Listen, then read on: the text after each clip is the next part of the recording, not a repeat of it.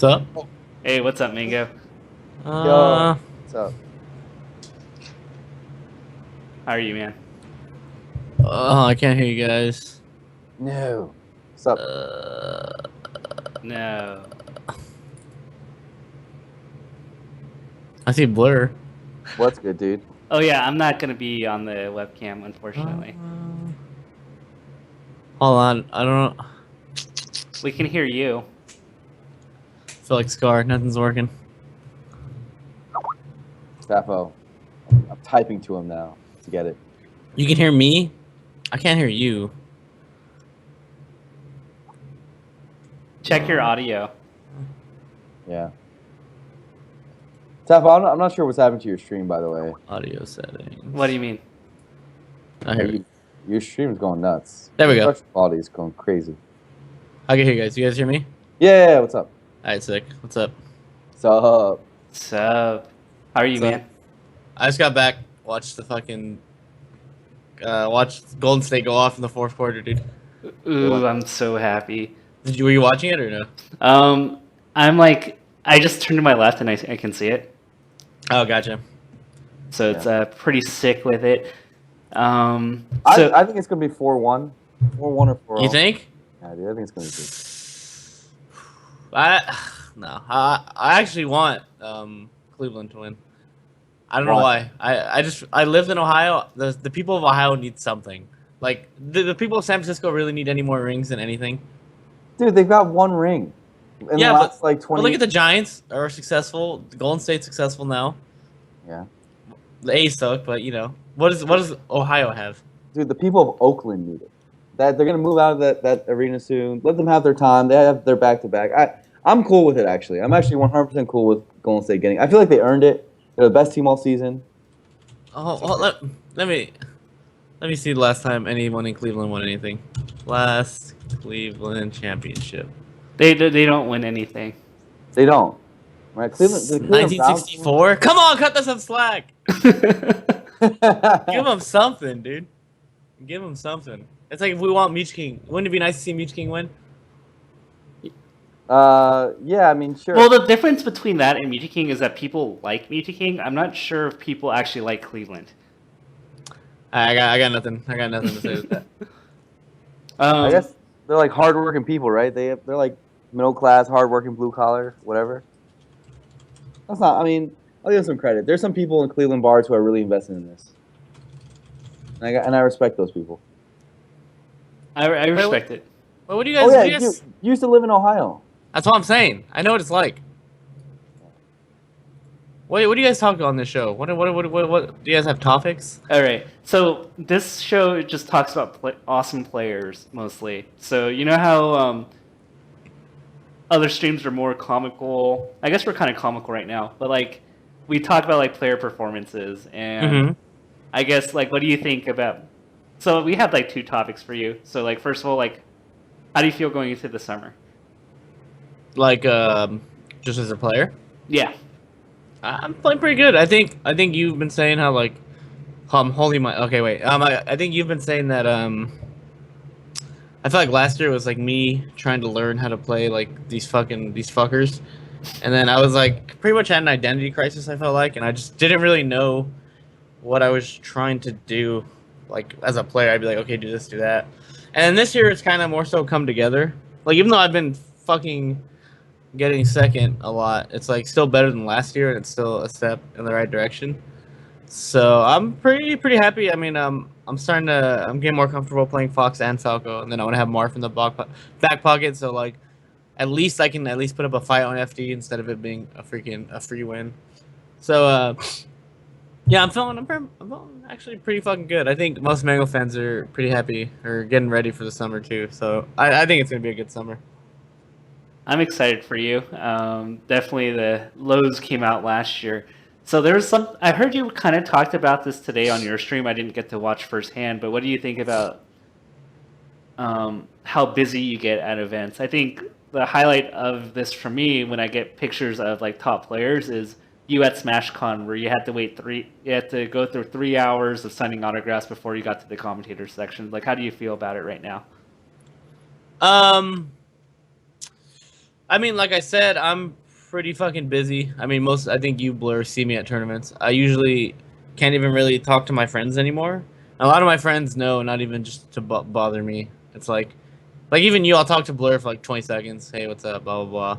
And then it's just kind of someone will be like, hey, what's up? And then if one person stops me, then I had to stop for everyone, which I really really don't mind. I think most people know that, but it does get a little fucking tiring, and it's starting to get crazier and crazier and crazier. So, I mean, I'm fucking busy. Like, when I'm actually at a tournament, I'm literally busy all day. And if I'm not doing that, I'm warming up. And if I'm not warming up, I'm like, sometimes, well, I haven't been doing commentary lately, but that used to be a thing. And then, so, pretty much every second of the day, I'm doing something. And then, I feel like, and then on game day, when it's like top 8, then it's a little rougher. I think, that's when it gets a little, because I'm trying to focus and, like, people try to talk to me and stuff. But, I'm used to it, but it does get fucking, it gets pretty grueling at points, for sure. So you mentioned that you don't mind, but that's kind of like a compromise on your end. But like, what would you want in an event? Like, just like what would be the best possible way to handle all the craziness? Like you as a top player, like yes, you want to do fanfare. You're about the nation. You have a bunch of supporters that fly out just to see you. You're busy. You want to warm up. Like, what would be your ideal dream scenario? Like, given that you are one of the few players that like get swarmed, at any moment. Honestly, I think what would be best for me would be like first day or first 2 days. I have no problem walking around doing my mango stuff, but I think on finals day I'd prefer to be left alone. That's why when Leffen says like he doesn't want anyone to bother him. I think on game day, then I actually respect what he's saying. It's like, okay, you're trying to focus, that's fine. On other days, it's like whatever. It's just part of like we're top players. The people want to see us, and I think the first 2 days I don't care. You can bug me all you want. Nothing really, not really much happening. But on game day, I'd prefer, yeah, definitely to be left alone on game day to more so like warm up and just because I like keeping to myself with my thoughts and like just starting to like form a game plan and like just I like being left alone to like start getting because like when you're trying to focus and get super focused, it's not like and then so it's just nice to be able to have that. So I think for me, yeah, first 2 days bug me all you want, I don't care, and then third day I'd prefer to be left alone. Would be like ideal for me, I think. What was it like at Gommel for you? Because it was a 2-day event, and like there wasn't, at Big House you got the back area, Genesis you got the back area. Did you feel like you weren't able to practice at all, or did you feel fine? No, I felt fine. Like to me, I'm used to it, and I'm just people were going crazy, and like the Canadians, they're all nice and they're pretty respectful about everything the most time, like for the most part, and I know, like I said, I'm used to it, but ideally, I would like to not be bothered too much. But it's like, I was fine with it. It didn't. I wouldn't say it affected me in any way. Yeah, I've noticed like of the top players, you probably do the best job with it at least. I've never seen you like turn anyone down or anything like that. No, I've never turned anyone down in my life. which is hard to do, I've definitely seen like really long lines before. I remember the only time I got pissed off for you was at SmashCon last year. You were doing commentary, and when someone came while I was commentating.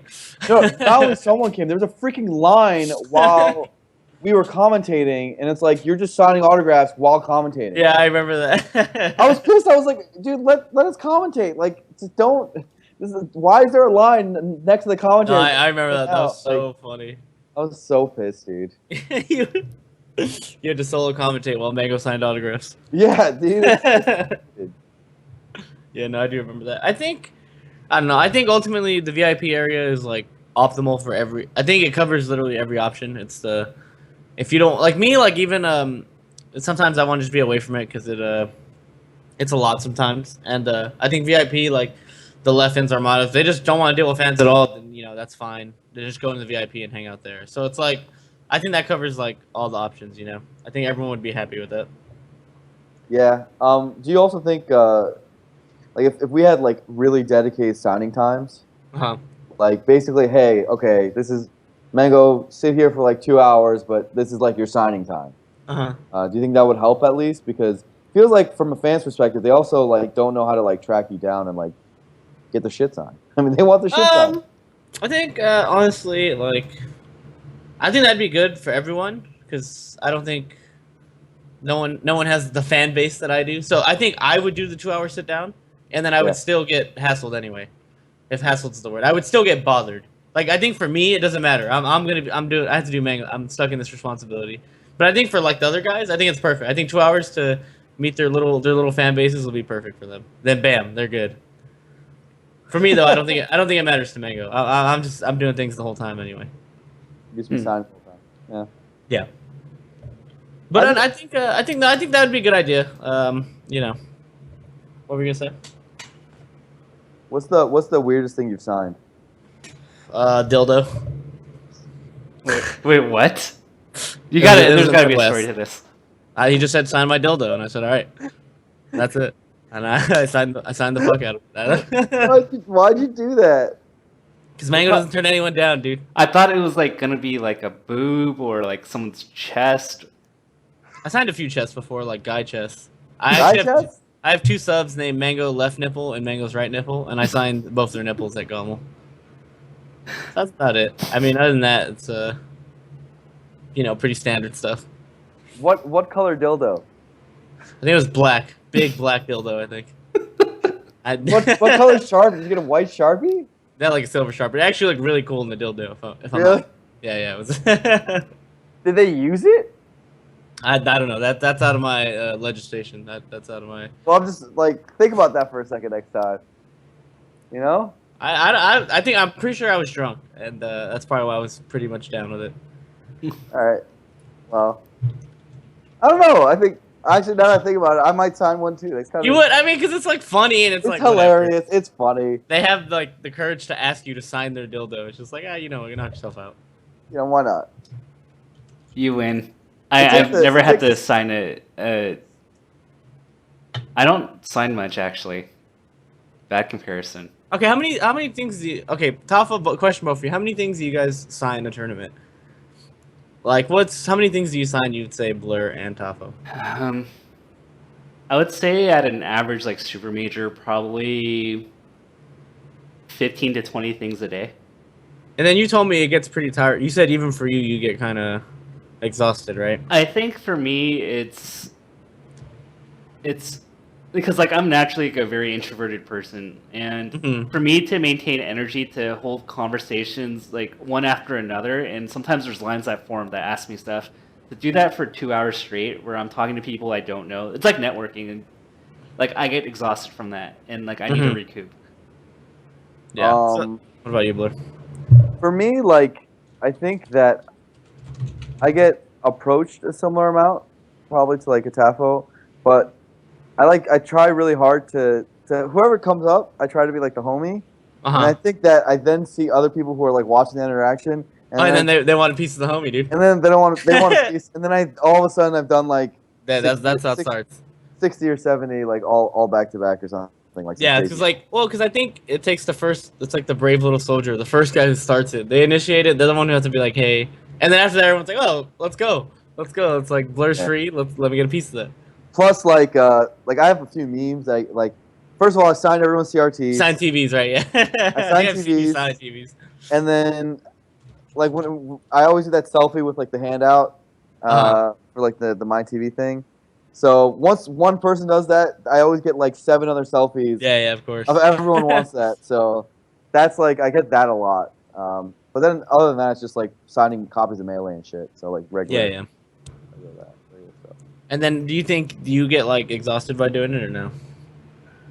Yeah, like to a certain degree. I never want to say no to anyone. Like I don't think I've ever said no. That's how I feel too. I always do it. But then like sometimes you realize, dude, I've been doing this for like an hour. Like what the fuck? Yeah. You know, I'm trying to eat, or I got. The best excuse is when you actually have something to do. Like you're like, oh, I got to commentate in like 20 minutes, and then it ends. But that's when I'll be like, yeah, I need to. Be like, no, I'm gonna go warm up for a bit, or you'd be like, yeah, I'm gonna go to the restroom or something. And then it's like they can't say anything. It's like the perfect counter to them, to the fans. Like, fuck, he's got. I think SmashCon's gonna be really interesting this year because that's like the fanfare tournament, right? Yeah. Goblin was actually pretty crazy too, actually. Oh, by the way, we got to shout out Elder Fats. Thank you for the sub. Welcome to the Tafokins. Oh god. Anyways, what was I gonna say? What was I gonna say? Completely. What'd you just call it? The what? The Tafokins. Oh my god. Anyways, what were we talking about? But okay, how about this? Because this was actually a really funny thing that came up. So some guy came up with a tier list of interactions with top tiers, and he rated Armada very poorly. And his story was that he approached Armada after he lost to you at Gommel. And Armada wasn't very energetic, and so therefore his experience with he didn't like his interaction with Armada. This should be pretty much unwritten rule in anything. Do not talk to anyone after they lose. Ever. Especially a top player. For us, it's like when we lose, it's rough. Even social media sucks. Your week kind of sucks. It's just everything sucks. It's like it's just don't talk to anyone after they lose. Like literally leave them alone. Don't even say like nice, like good job. Don't say, just don't say anything. Just leave them alone. Definitely don't say good job. I hate when people tell me good job after like West Blows just fucked me up. Yeah, good job. Yeah, fuck you. You have to smile and be like, yeah. It's like, no, man. I'm or like for me, like people tell me good job like after I got second at Gauntlet. I'm like, yeah. I'm like, okay. I'm okay with it, but at the same time, I'm kind of pissed. But at the same time, no. It's like it still was a good run, but it's like overall, just don't say it. Just how about just don't tell me good job. How about you just go shut up and go sit over there somewhere. How about you leave me alone? Did you So what are the you have commandments, right? Just like, thou shalt not sleep on the kid. What are the other commandments? Like you don't want to sound like arrogant or anything, but like what are the no-nos?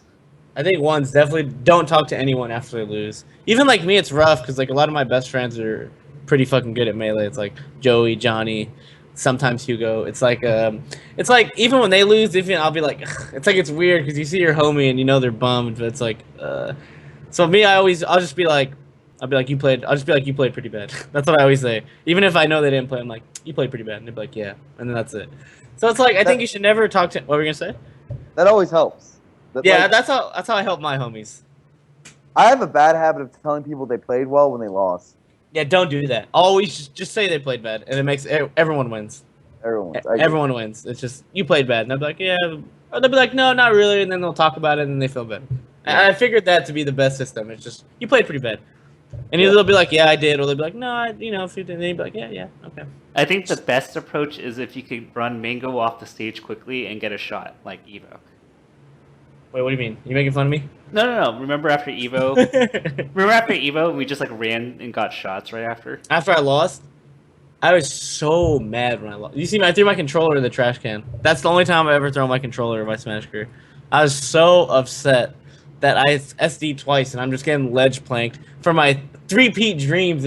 I was like, and then he was like popping off on Twitter like, yes, I ended the 3-peat. I was like, my vein was popping out of my forehead, man. We were drinking in the bar for like 3 hours after that. That was a. No, I went to the bar and like no one bothered me for a while. Then slowly people started coming up and were like, "Do you want to take it?" Yeah, I think Toph was like, "Do you want a shot?" And I was like, "People just bought you." I was like, "Yeah." They just bought you drinks, right? Yeah. I got fucked up for free. That was pretty cool. But like for me, it's like, it's funny. When I lost that, not one person stopped me. Usually, one person said something. Everyone just watched me angrily walk. The angriest I've ever been, walk to the bar, and no one stopped me. No one said a word. It was actually the longest I've gone without being stopped at a tournament ever. So I pushed everybody out of the way after the top 8 ceremony. It was rough. It was rough, man. Except for the bouncer. Like I literally just like rushed you over, and like I just like made it so that like it was hard for people to get to you. Oh, did you know about C9.Mango? No. The legend of C9.Mango. So I was so mad after I lost. I went upstairs. I never really dress nice. I'm like the least nicest dresser of all time. Put on a super swag button up. I put on a hat that I bought at it was my gambling hat for a while. It had are they called the suits? The 4 suits on the cards. It had every one of the suits on the hat. So it was just like some corny Vegas hat. And I put a hat on and I put my USA glass on. And I went downstairs and gambled for 2 hours, and no one bothered me. No one knew it was me. Even my friends were just walking by me. I see like Hugo walk by, I'd be like, "Yep." I was just hanging. So that I went in super incognito, and it worked because I just did not want to be bothered. So I think after someone loses, even like Armada, don't ever say anything to Armada after he loses. He takes losing. He's pretty hard on himself overall. So I think you should just leave him alone after tournaments. Just don't say anything. So I think that's definitely one of the commandments: is don't bug people after they lose. It's just like you don't even like talking to your friends after you lose, let alone some random guy who's just trying to make you feel better, because it's probably not going to work. Yeah. I had 2 people after my match where I lost and got eliminated, like, talk to me about Sheik, and then ask for like, oh, dude, unwarranted, like unasked for advice, is the worst. Like when some dude just comes up to you and says like, "Oh, bro, you should have done this," and you're like, "Are you fucking kidding me?" Like, oh, that's funny. That's happened to me very few times, but every time I'm like, shut up. I'm like, who do you think you are? Trying to give me tips. It's like, come on, pull it together, homie. I want to know what goes on through these guys' heads to do a lot of these. A lot of these things are just like, what are you thinking? What is your thought process behind this? he's just trying to make you win, dude. He's trying to help. Yeah, I guess in his head he's trying to help. I guess I can't hate on this random guy too much. He's just trying to. He's just trying to help. He's not a bad person, man. Yeah, you're right. He's just trying to help. He's just trying to help. it's a fun life. I don't know if I want to go here, but I think some people, for the most part, I would say like 95% of the population have the awareness to know that not to talk to you, right? Mm-hmm. It's just that 5% that seems like they have no idea of context, and I think that's like what I worry about for you guys the most. Well, again, that's why I think VIP literally covers every option. So you lose, bam, that's it. You're just away from the world. Whereas like back in the day, in our God bless, rest in peace, our grassroots days, you kind of had nowhere to hide when you lost. You just had to go sit there somewhere, and then everyone can just see you kind of be mopey. So again, I think VIP literally covers every option. It's just the perfect thing for a lot of these little silly interactions. I think that solves a lot of it. So one of the concerns was, what if people just go VIP and never interact with their fans? What do you think is, because like like you'll go there when you need it, but you're going to be out there with the people. Well, dude, the answer is they're just going to have less fans. I think, yeah, I mean, that's fine. If they really don't care about their fans, then, I mean, you can like them, but it's like, that's you. Like, I think, well, okay, the super duper optimal, perfect 0 to death would be VIP and then the meet and greet. Bam. Every possible option covered, right? Yeah. But if we just have VIP, then it's like, if they don't want to go out and meet their fans, then, what does that say about them? It's like, if you like this guy and they don't want to meet you, then what can you do? It's just like, well, this guy's, he doesn't want to meet me. So again, it's just like Blur said, they just will have less fans, right? And then some people like left and arm, they probably don't care if they have no. So it's like, again, oh, they definitely care, dude. What? Are you kidding me? Then they'll come out, meet their fans. Every second interaction I have with some of these guys, it's like, oh, why is there so much bias? Why do they all cheer? Why do they, for... I don't get when, like, our I'm like, that. I don't get it.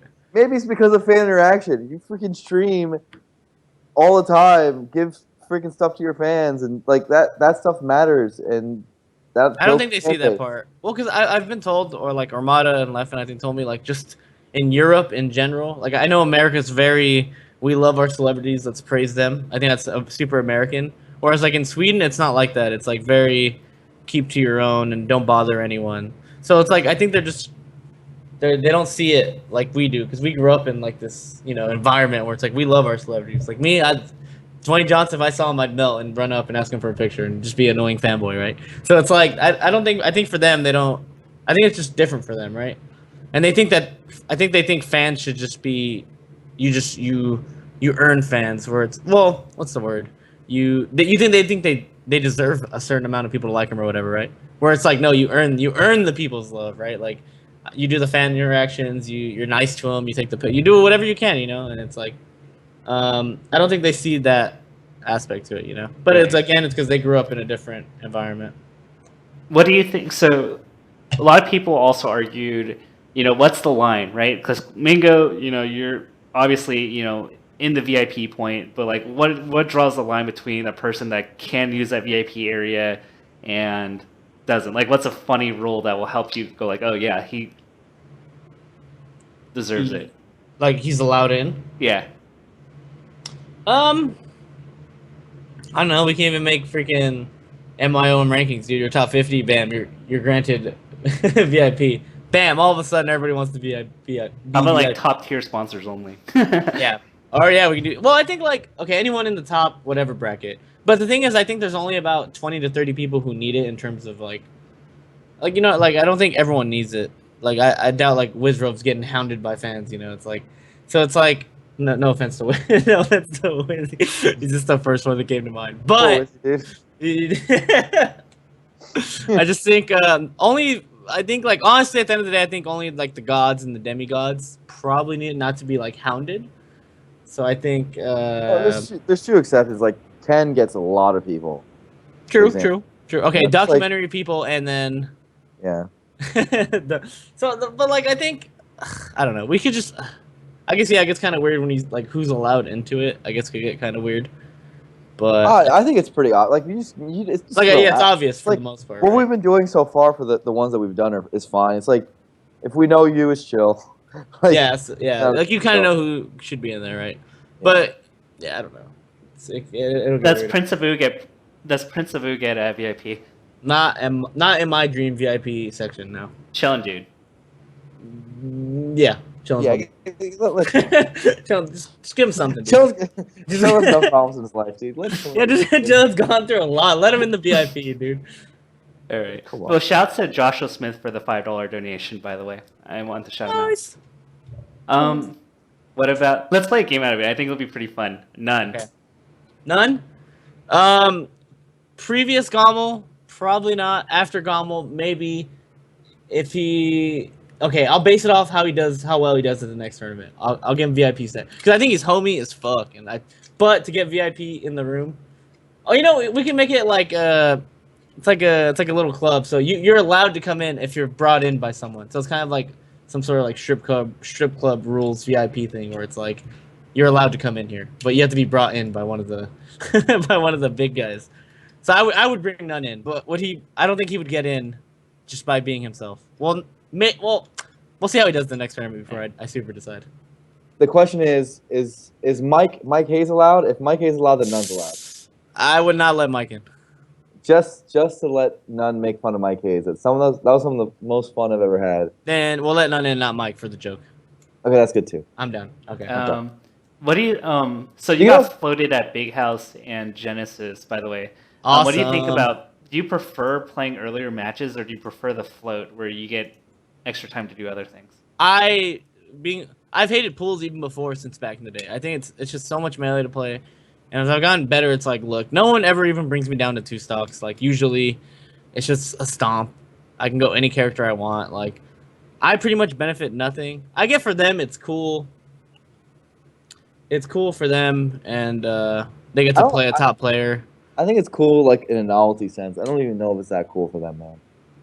Like, I mean, it's gotta be somewhat cool, right? It's cool. Like, yeah, cool. I got to play X player, but at the same time, I think for them, if they're like a serious player, like that just means they're in losers, right? Like they're trying to go as far as possible. They're like, all right. True. Well, that's what I think. But this thing, I think there's gonna, depending on who you talk to, they're gonna feel really differently about something like that. Because to me, it makes sense. It's like, well, now they can make it out winners bracket of their thing, their first seed, and then they can play someone really good. But in the real bracket, and maybe I don't know. But like for again, it's like a weird situation. Yeah. Because like some people want the celebrity aspect, but like I can imagine like a couple people like, man, like I come to this tournament, I had to play Mango round 1 and then losers. So like exactly. So it's like, but some people you can tell they don't care. They're just like, oh my god, I get to play Mango or Armada, whatever.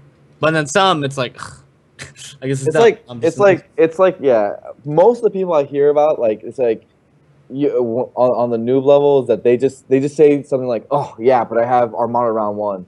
Like they usually say it like that. They don't say it like they're so happy about it. I almost never hear that. They just know they're gonna get 4 stocks. Like it's like it goes exactly how they think it will go.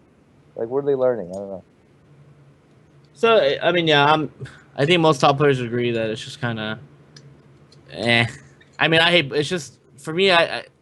It's just like that's when it. I guess the best way to put it, that's like actually when Melee is a job. It's like, well, gotta go to work now. Gotta clock in my 2 hours in this pools. Not really have any fun, and just kind of beat up these guys. Then clock out. And like for me, it's cool. I meet my fans. Like it's funny how many times in pools I'll play someone. Then the sets I'll be like, can I get a picture? But yeah, of course. Like that's cool. I love it. But like overall, it's just like for me, I'm not really. It's just like that's when it's actually work. It's like, well, I'm clocking in now, and then just gotta go to work really quick and then clock out. So it's like I don't benefit much. I think most top players probably don't either. Yeah, but I also think it's like it's not really that stressful or hard. At least like it's just force talking for like 4 matches, then you're done with pools, right? Like 4 or 5 matches. Yeah. I mean, again, that's what I'm saying. It's like a job. You're doing what you have to do really quick, And like at the end of the day, if we never get floated, I honestly won't care. I've done it for 10 years. I'm not gonna be like, this is dumb. I'm not gonna complain about the tournament. But if we do, then I'll be like, fuck yeah, awesome. If not, then I'm not gonna be like, we need to change this. So I'm on board for either. Like if I have to do it, that's fine. It's just it's like I said, we've been doing it for 10 years now. So it's like, if not, then cool. And if they do start, if it starts becoming a normal thing, then awesome. So it's like either way, I'll live. Yeah, that's what I said earlier. I don't think it's that important, to be honest. Exactly. It's It's like I see this at both sides, and it's just like we have so many bigger fish to fry. It's just like it's like exactly. So either way, I think I don't know. Yeah. I'll live either way. So, do you know Dr. McLevin's Mango? Yeah, I've seen his name. He donated money and he made a comment on how teams, like big teams, add their sponsor name, whatever, and they don't really play a role. And do you think how do you like your relationship with the esports team? Do you feel like you need a manager, or do you feel like you're okay as it is, or do you feel like you want more support? And I don't know how you guys feel about it because I never really asked like top players about this. From like Cloud9 or just like me in specific? Like you specific, and maybe you talk to other top players about their arrangements. Do you think that there should be? I actually. No, I mean I can handle. I mean I'm probably like me and Wes are probably like the dumbest, laziest smashers when it comes to like handling probably that kind, that aspect. But even me, I can do it myself.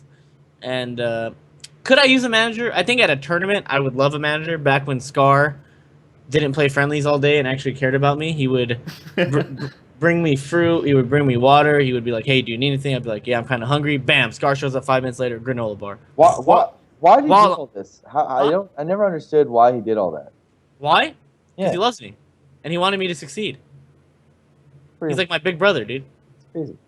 So he would just do it, and because he wants me to do well. That's why I say Scar is, no matter what, the all-time #1 Mango fan to ever exist. And he would just be like, "You need anything?" He'll text me, "You need water?" I'd be like, "Hey, you know what? Yeah, I do want some water." I'm like, I'm too lazy to get it because I want to warm up. Bam! Scar shows up with an apple, a water, a granola bar, and another granola bar for later in case I get hungry.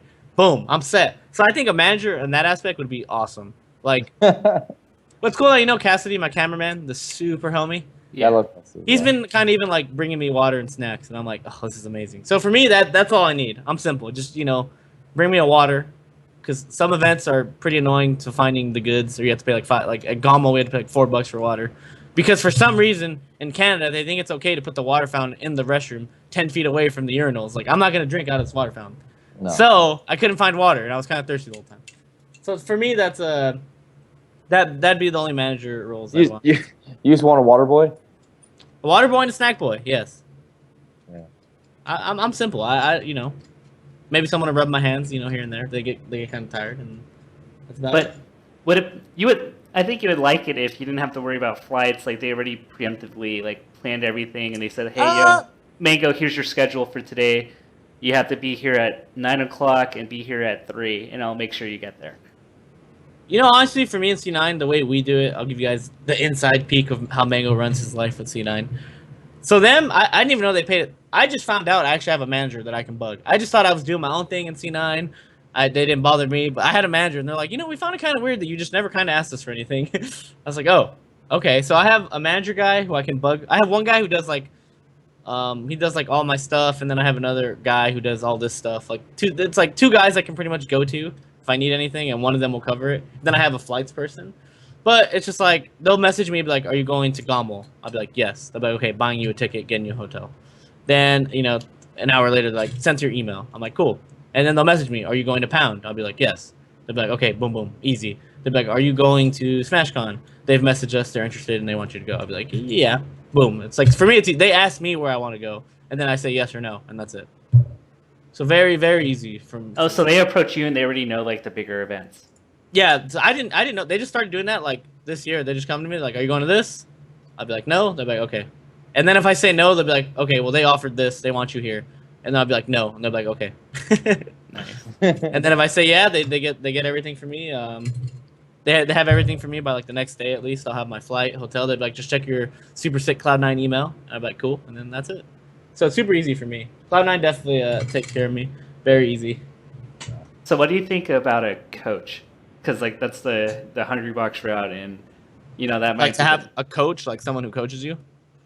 that like I wouldn't say it's like kind of the one that like dictates everything, but like somebody you can feed off of, or like could be like an analyst, like give you information, Uh-huh.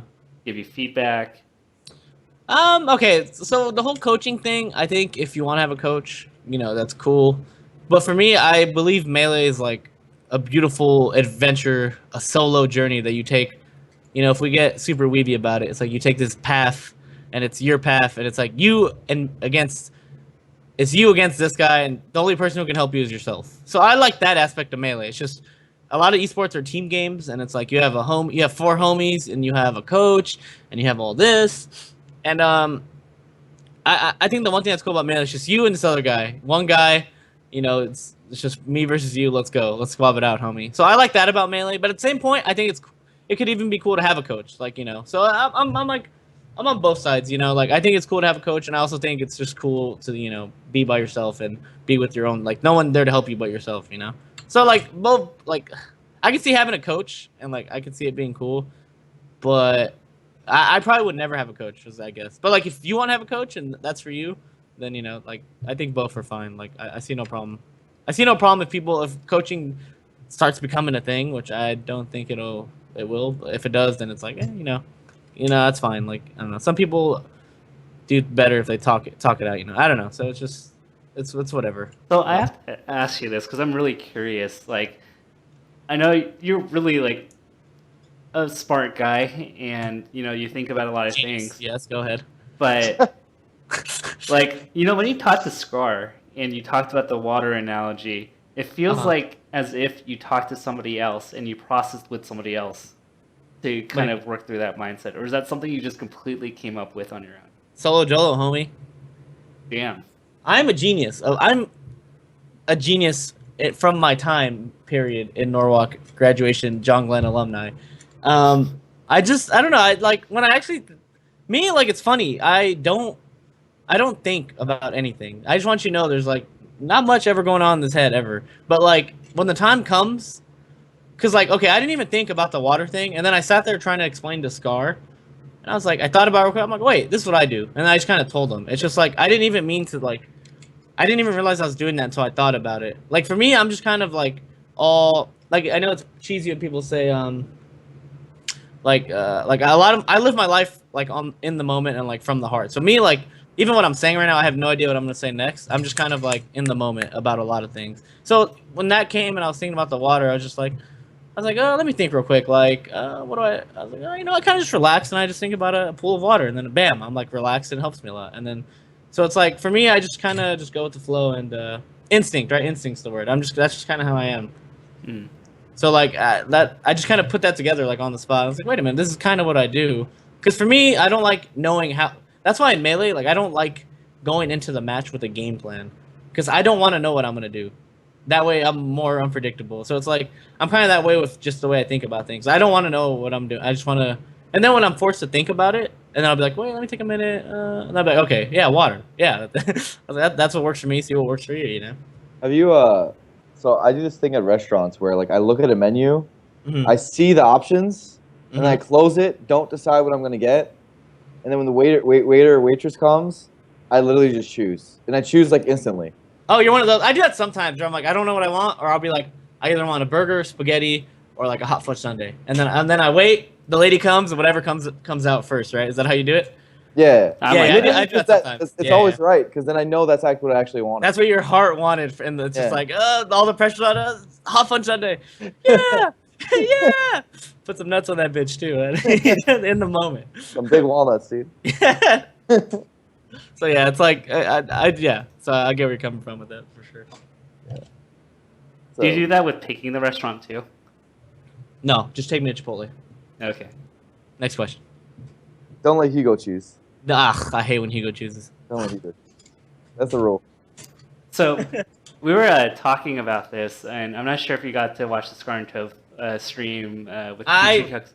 I was doing something. I think I had just ended my stream because I just did like a 7-hour stream, and then I was like, I'm gonna go chill or something. So I wasn't on the Twitch universe, which I usually am. And then I just know I tuned in, Scar shirtless, and then I exited out. I was like, I don't even want to know what's happening here.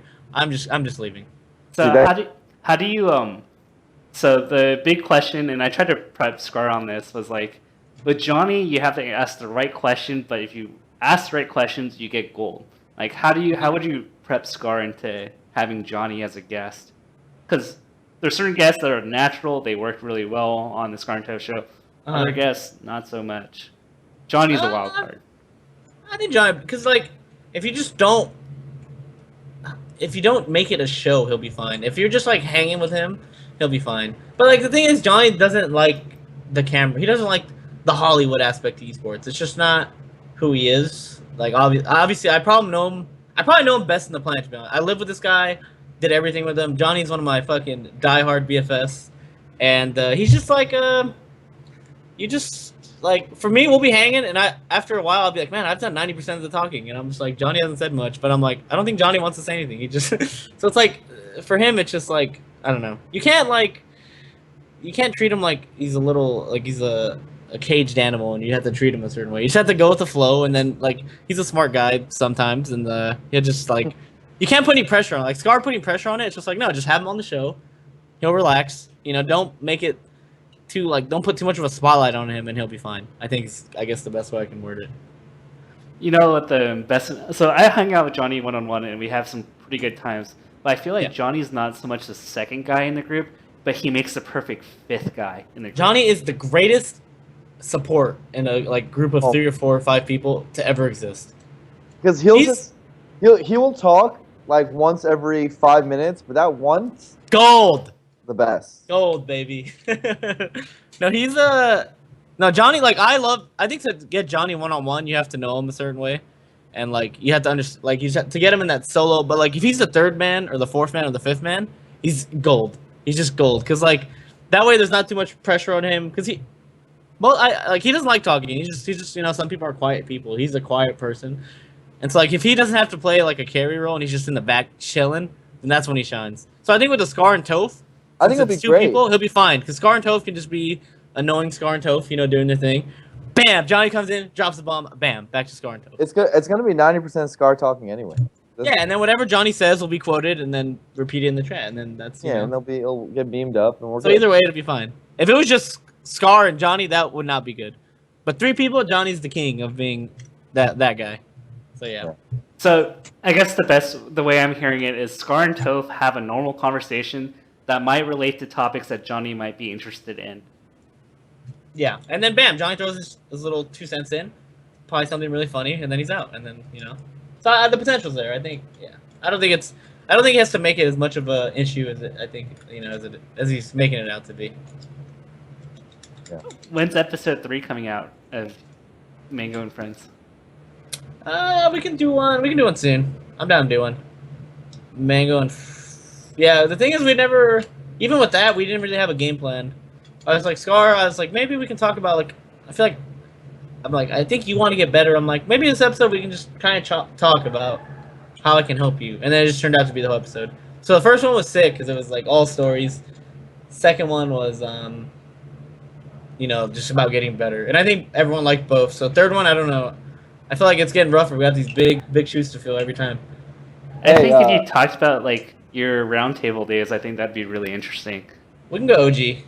We can even probably do an episode talking about how Scar hated me and then how we became what we are today.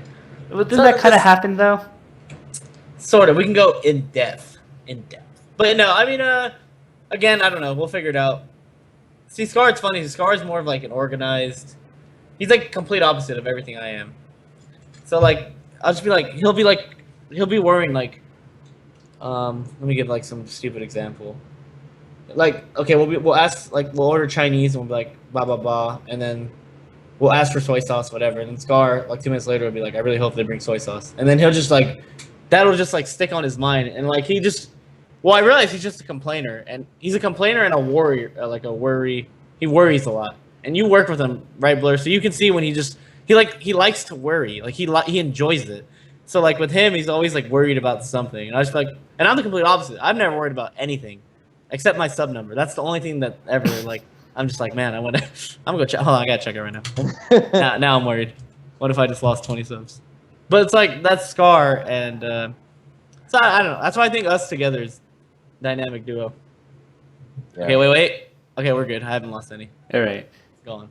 Well, if we could help you, we can gladly raid your stream for once and have it make somewhat of an impact. I might not stream. I streamed already 6 hours today. Well, no, I might be good today. Oh, by the way, guys, I'll be in SoCal for like 10 days soon. For what? You trying to party? Sunday, Tuesday, Blur Edition? I could probably go, yeah, because I'll be at E3 for like. What's E3? Like, Am I going to E3? yeah, I don't know, dude. Are you? Am I? What's at E3? Is there It's any just Mango like- stuff there? Not really. It's just like business stuff. But money. like, huh? I mean, I could probably get you in if you want. But. I think they actually someone from C9 messaged. Well, let me see. I think I got an invitation to do some E3 stuff. Really? If you're going, I'm down to go. We wear some pretty tuxes fun. and we fucking cause a ruckus in there. Cause a ruckus, dude. Just Mango Blur causing our ruckus. Dude, we should cause a ruckus for JC in company. it'll be Let's fun. do it. We just go to the Nintendo booth, like just knock everything down Yeah. I'm down in our suits. in our seats. That sounds fun. Wait, is E3 where I played Brawl for the first time Probably. and I hated every second of it? Can I just real quick story about that? Okay. Brawl comes out, everyone's losing their crap. NorCal comes down, it's like a whole thing. I'm like, I really don't want to play Brawl. I'm like, this game, I'm looking at it, I'm like, I don't want to play it. Everyone's like, no, you're just no, and I'm like, I don't want to play it. I play it. It was like 2 minutes, 2-minute games. I lost. I don't know, and I'm like, I'm never playing this game again. I walked away, didn't play it. I played it once, and I'm like, I'm not playing it. And everyone just got like this huge Brawl boner. I'm like, no, you guys are just riding the hype. So then we go back home later, and I'm playing Melee, and then everyone starts playing, and everyone's like, man, you know what? Brawl sucks. Melee's the best. I'm like, all right, I'm glad you came around. You know what was sad is when, oh my god, when Joey and like the whole roundtable crew was playing Brawl, and I'm the only one who wanted to play Melee. So I'm like, Joey, you want to play Melee? He's like, no, I'm going to a Brawl tournament. He's like, no, I got to practice my Sonic. I was like, that's it. Mango just didn't play Melee. I think I went out and played football. So I think it worked out perfectly fine for me. Remember, I was at that E3 event, and remember, like, Hugo and DSF were trying to, like, name techniques after them? Techniques? Yeah, everyone's Like, trying to catch. oh, this is the Hugo dash, or this is the Hugo ledge dash, and Oh my god. that was, like, the worst. Because, Do you Hugo remember- and do you remember DSF Hugo- were feeling themselves, like, trying do to, you like, remember, discover something. Do you remember Yeah. Hugo's fucking vlog on all his Brawl? That site doesn't exist anymore, but like it was the funniest shit. I hate Hugo. Hugo was like going in depth about his Rob and how he was like conditioning everyone and some shit. That's how you know it's BS, guys. Just let you know. It's complete nonsense. If you read it now, it'd be the funniest vlog ever. We'll find it. We'll find it. Dude, that site's still up. It's called, like, Nintendo Dojo now. Really? Everything is still there. Can you find Hugo's old vlogs? It's too much fun. Dude, Someone will find it now that you said. Someone please find that. I love how Any- somebody, like, on Facebook for some reason had Hugo's post on Whole Food because he was like like, if I ever had Whole Food, like, I'm gonna just like kill me. Uh-huh. And like he's like an ultimate Whole Food shopper. Like, if he had a little bit more money, he would be at Whole Foods all the time. Yeah. He needs to have that sub goal for Whole Foods. Yeah. He's slacking right now. So what are your dynamics with Hugo? I never have seen Hugo and Mango hang out. Like, I don't Maybe know you're what your best friends, interactions dude. are like.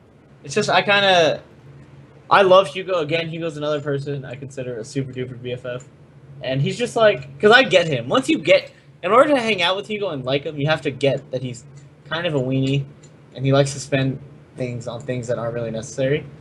So like, quick story that I can pretty much, if I had to sum up our relationship in one quick story from back in the day that kind of still holds true till today, is I'll TLDR it. Hugo just got paid or something, got like a new promotion at his new job, feeling real good about himself. Comes to Dunk's house. He's like, you know what? You guys hungry? And we're like, yeah, we're pretty hungry. We can eat. And he's like, okay, look, I'm gonna order you guys some nice ass pizza from anywhere you want, or something. He's like, I don't know. I think Pizza Hut was popping at the time. Whatever. I don't know what was popping. And he's like, it was like crazy nice pizza. And we're like, he's like, yeah, let's get this. And we're like, no, I think we'll just get 2 boxes of Little Caesars. It's cheaper, and we can move on. He's like, no. He's like, I want it. You guys are my friends. I want to buy you something nice. Let's get Pizza Hut. We're like, nah, just give us Little Caesars. And we argued for like 2 hours, and we're like, dude, just give us Little Caesars. And he's like, you know what? Fuck you guys. I'm not buying you shit. And then that was it. So it's like, Hugo always tried to he wants us to like better things. Well, this is kind of his relationship with Norwalk. But like, we're all ghetto and we like shitty things. So it's always a clash when Hugo's like, let's do this, and we're like, we don't want to do that. Or Hugo's like, gets a 6-pack of Blue Moon and we get 2 Four Locos, and so it's like, that's the difference between us. It's like, pretty much he's like, he wants to be Mr. Mature, do everything the right way, and we're just kind of like, no, we're gonna do it the cheap, sick way. So I think that's what I had to. That's how I would sum up our relationship. So I was hanging out with Hugo a bunch yesterday. We went to karaoke and shit. Hold on, wait, Tafel, someone link. Or who's talking about the link? Oh my god, is this post here? Are you serious? Is this real? Yeah. All right. Well, what were you saying? We'll peep it right now. Please make this a top post on Reddit, like as fast as you can. Stream. Wait, which post? He has like 50 posts. Which one is it? Yes, he has so many good ones. Like, they're all solid. Read them all. All solid. Yeah. How I coached Mango through finals. I remember that. Tournament dress code? Are you like? He literally has a section that's called tournament dress code. He advises you all to embrace it, to dress classy and embrace it. That's literally a section on there. I'm trying to see how the beginnings of his meme stream now. He's a memer. In these posts, it went back to 2008. He was always a memer. Anyway, he's a memer, for sure. Go on with the story. So anyway, we were hanging out yesterday, and basically what he was trying to make the claim that Rotten Tomatoes, the site that like calculates movie reviews or whatever, he literally is like perfectly right. As in, he can guess it for any movie he's watched after he's watched it like to the %. And basically he's trying to say that there's no point in having your own opinion. It's just a fact whether something is good or not, and that's why Yelp works. That's why review sites like he loves reviews. If something is good by like popular opinion, Hugo thinks it's got to be good. It's just right. It's just good. Yep. It's just good. It's not like an opinion or anything like that. Hugo special. That's literally the Hugo, is basing things off reviews. Is the Hugo, for sure. You know how many times he's made us drive like 30 minutes away for some crappy thin crust pizza, and we're like, this sucks. I'm out, and that's it. And then he's all trying to like it, and he doesn't like it, but he tells himself he does, because Yelp gave it a 4.5 out of 5. I hate Hugo. Dude. I hate Hugo. I love Hugo. I actually super duper love Hugo, but I hate him. Yeah. What's the homie tier list for you, Mango? If we're just to talk about Smashers. My homies? Yeah. I mean, pretty much all of Norwalk, obviously. Tafo's like my low-key degenerate homie. Blur's just my super homie. I love Blur. Obviously Scar's my super homie. Toph's my random super homie. Like, for me, like, you guys know how I am. I'm just I treat everyone as a homie. So, like, I'm homies with Zach as fuck. Like, I'm not homier to one person than I am another. Like, if I'm hanging out with you, I'll be a fucking homie, you know? So it's like, I have, like, super close bonds with, like, actually a lot of the, like, even just the top players, you know? Just because I'm, like, just the way I am, and, like, I'm just a homie as fuck. So it's like, I have, like, pretty much anyone you've ever seen me, like, hang out with specifically. Anyone who's pretty much ever been to my house, I guess is probably the easiest way to put it, is I consider a pretty homie, I guess. You have a pretty big boner for Plup these days. I love Plup. He's just so badass. He just doesn't care, and he kind of hates everyone. He's kind of evil. feel like he's gonna like, I don't know, he's gonna do something evil one day. I don't know. I just want to be on his side when he does.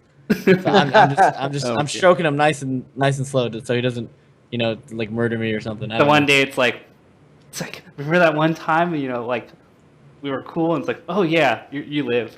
Yeah. And you're like, yes, it paid off. Yes, I'm like, yes, I'm alive, babe. So like Plup, because I actually like go out of my way to talk to him. He like never talks to anyone. He doesn't want to talk to anyone. So it's like I just went out of my way and started bugging him in my little Mango way, and like I was like, oh no, this guy's actually cool. Like he's very, once you like break people, like once you get them a little out of their comfort zone, it's like, oh, like yeah, you're a cool guy. So it's he's silly. Like, he's actually really silly. He's a silly guy. He's a fucking goofball is what he is. And he's kind of a bully. He likes making fun of people, and if you suck, he'll just be like, you suck, or that was dumb. Like, he's very blunt about things. Am I wrong, or does he kind of remind you of Cobalt in a sense? Like, they feel like they're kind of that Florida like-ness to him. They could be brothers. I can see it. They could be brothers. Cobalt is also a fucking super homie. I love Cobalt. Yeah, Colin's sick as fuck. But also, the thing I like about Plup is just because Sheik, if Norwalk had a Sheik, it'd be Plup. Like, he's like, I like him. He's like the perfect mix of defense and like aggression. It's like that's how I feel like when I play him. It just like he mixes it up well. Like overall, I like his style because like most Sheiks are like, most Sheik's like that character that no one likes. It's just Sheik, But like he made me like Sheik. I was like, oh, Sheik's pretty cool, and this is the way he moves and stuff. So overall, I just like his gameplay, and then I started talking to him. I'm like, oh no, you're a cool guy. So that's it. And I feel like that's pretty much it. He's just a cool guy, like the way he plays, and he's just a giant goofball. So who are the underrated homies? So Plup is, definitely one of those. Mm-hmm. But, underrated homies? Yeah. Like they don't get enough credit, like in the larger thing. But like if you knew him, you'd be like, damn, like you were right. Like he is an ultra homie. Well, I mean, fuck. I mean, like I said, first of all, anyone who plays Smash, I already consider a homie because they picked the right game. They didn't give up, and they're still trying to get better at it. So for me, anyone who even plays Smash, I'm already like, I like you. Like you didn't quit. You didn't go to the newer games. Because what I hate is when someone from like Smash 4 will come say hi to me. Not, I'm obviously gonna be mean to them. They play whatever they want.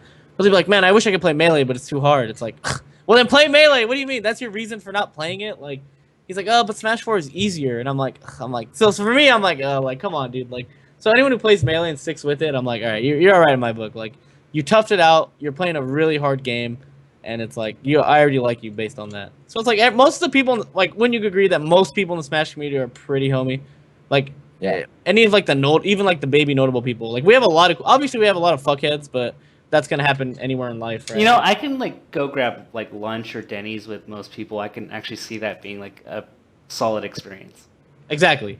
So like you pick 7 random Smashers and you go like to Denny's, like the 8 of you guys. Like most of the time, it works out pretty well. Yeah, it's like so that I think Smashers in general, I think we're we're kind of weird. I think a lot of us are some weird fucks, but I think for the most part I think we're all pretty chill. I think everyone who plays Smash is just pretty chill to begin with. So I remember like back in the day when like every time we got a new person to come in, like we'd all know that hey, this is the new guy. And I remember being like so like ridiculously happy every time I saw that person. One of us. One of us. Yes. It's one of us, dude. Our tournaments are now one person bigger. As long dude, as I remember the dark days, dude. Fall. So, and honestly, I'll be honest, I still get that feeling, even like when I just see a new face. It's just like it happens to be like 100 people now, right? Or like 300 people. It's like, oh, this is like, I don't know all of you. Right, but it still makes me like super happy just to see. No, it's cool. It's cool as fuck for sure. And then like, you have a conversation with them. You're like, oh, you know Smash. That's incredible to me. Like I'm like, oh my, I don't know you, and you know Smash, and I'm still getting used to it. I'm like, oh my god, that's awesome. Well, yeah, compared to what we were, and it's like we got a new guy, we were losing it. Now we have like 80 new guys every time. Even when we go to dinner now, it's like, oh, who are these fucks? All right, they joined Melee Heaven. They saw the light. Yeah, no, Melee's, I mean, obviously, I know Blur super, I know everyone in this chat probably super loves Melee. It's just, Melee's a godsend, and I think people who play it, they saw the light, they get it, they chose the right side. It's like, this game's awesome, bam. So, I don't know, I mean, we can talk about how great Melee is. We can probably literally 85 streams in a row talk about how great Melee is. And then I think the people who play it are great too. I think overall, I think we got a good thing going here. Yeah, I'm cool with having 85 streams talking about it. Yeah. I know. I mean, sometimes I get the fattest melee boner. It's all I can think about. It's just like, oh man. Like sometimes I'll just think about a situation in my head, and I'm like, man, I could have played this like 80. I could have played this so many different ways. And then the second I play it my way, this guy's put in a spot. Now I have to wait for him to do something. Oh my god, now I have to. It's just like, oh, it's just so fast paced, and like the decisions you have to make on the spot are like, I don't know. It's beautiful. I'm happy. I mean, I love melee. Melee is literally everything. I've been on my content grind lately, and when I did that Hungrybox versus Leffen article, and I just like watched footage over and over again, I was like, "Give me a controller." It's like, Yeah, exactly. yeah, Well, because like watching melee. Whenever I watch melee, I mean not shitty melee. I hate watching bad melee. It like makes it breaks my heart. But, dude, if it's close, the last stock is funny. If you know the people, the last stock is especially funny and awesome. Okay, it is funny. I'll say that. If I see two homies that are just bad at the game, I can get pretty hyped. I can get really wild. I just want to steal the controller from them, to be honest. Yeah, show 'em what's up. Dude, it's plus like if you're like you got little two cheering sections and you like both sides are making fun of the other. Like if you guys are just doing that silly hype. I know exactly what scenario you're talking about, and that scenario is pretty good. I know what you're talking about. That's just amazing. cheering for your shitty homies. I think as they drop like every chain guard, as they drop every edge guard, as they drop everything. But it's like yeah. I think That's Jake Hoon versus the Greater Leon was that's an example of that. Yeah. Everyone kind of knows they're bad, but it's kind of hype because like who's gonna be less bad? That's what's like being an Eagles fan. I just want you guys to know. I just want to throw that out there, and now we can move on. Eagles fan. Oh. One of the hypest moments that I literally have ever experienced in my life is we were playing like at the Smash Fest in someone's garage. I don't even know how don't ask me. And it was like we did a crew battle at the end, draft crews, and there was this homie. If you guys remember Bosco, do you remember Bosco Taffo? Bosco man? Yeah, Bosco man. He's great. Yeah. And he went in at the end against Stab. Stab's really good. And Bosco had 4 stocks, Stab had 1 stock. And of course, it goes down to last stock. Bosco, especially at the time, was not very good. And he wins that last stock, and I've never seen a hyper moment in my entire life. So bad melee can be the cute pop off. That's a cute pop off. He was popping off. The opposing crew was popping off. Oh! Oh my gosh! Everybody was happy but Stab. But Stab was definitely the one that was sad. And he gets sad sometimes. So. Yeah. That's funny. So is your kid picking up melee by like virtue of him hanging out with melee all the time? It's funny. He's literally gonna just grow up in melee. I don't think melee's going anywhere. No. So I always tell people like, how long do you think melee will last? I'm like, look, we got 3 to 5 like juicy years. After that, I don't know. It's too soon to call. My answer is always longer than these other shitty fucking games. What do you think? All right, well, there you go. Longer than these other shitty games, boys. So yeah, I mean, I think we at least got 3 to 5 juicy years, and I still think we haven't peaked yet. I still think we have a lot to come. If Blur would do his job, we could be super popping right now.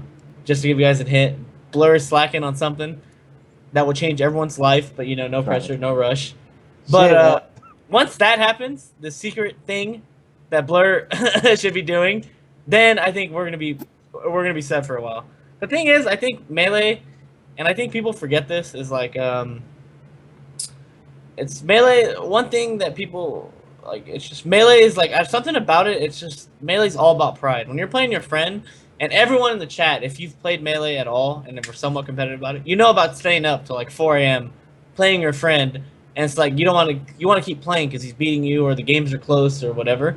So it's just like melee has this something. I don't know how other games are, but when it comes to melee, there's just so much pride on the line, and it's just like people forget. Like the reason I think what will keep melee alive is just like the fact that there will always be one guy.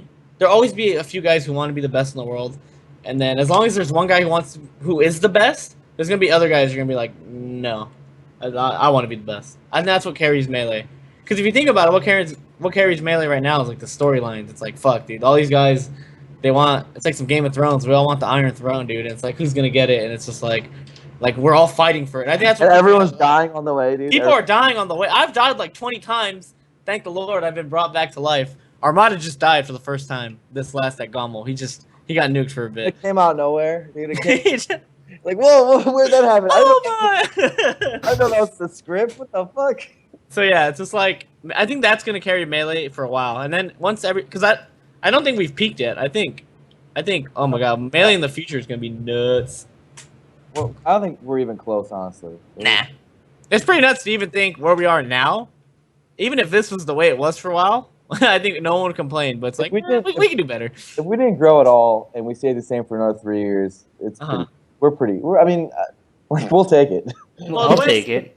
Yeah, I'll take it. I think the way I see it is like people like our lower level players, not lower level, like the Joeys and the Hugos, the Johnnies, the SFATs. Like those guys can kind of make a living off it if they like. It's getting to that point where like everyone can make somewhat of a decent living off it, you know, which I think is cool. So I think in like 2-3 years, like everyone who's good at the game will be making pretty good money, which is good. I think everyone deserves it.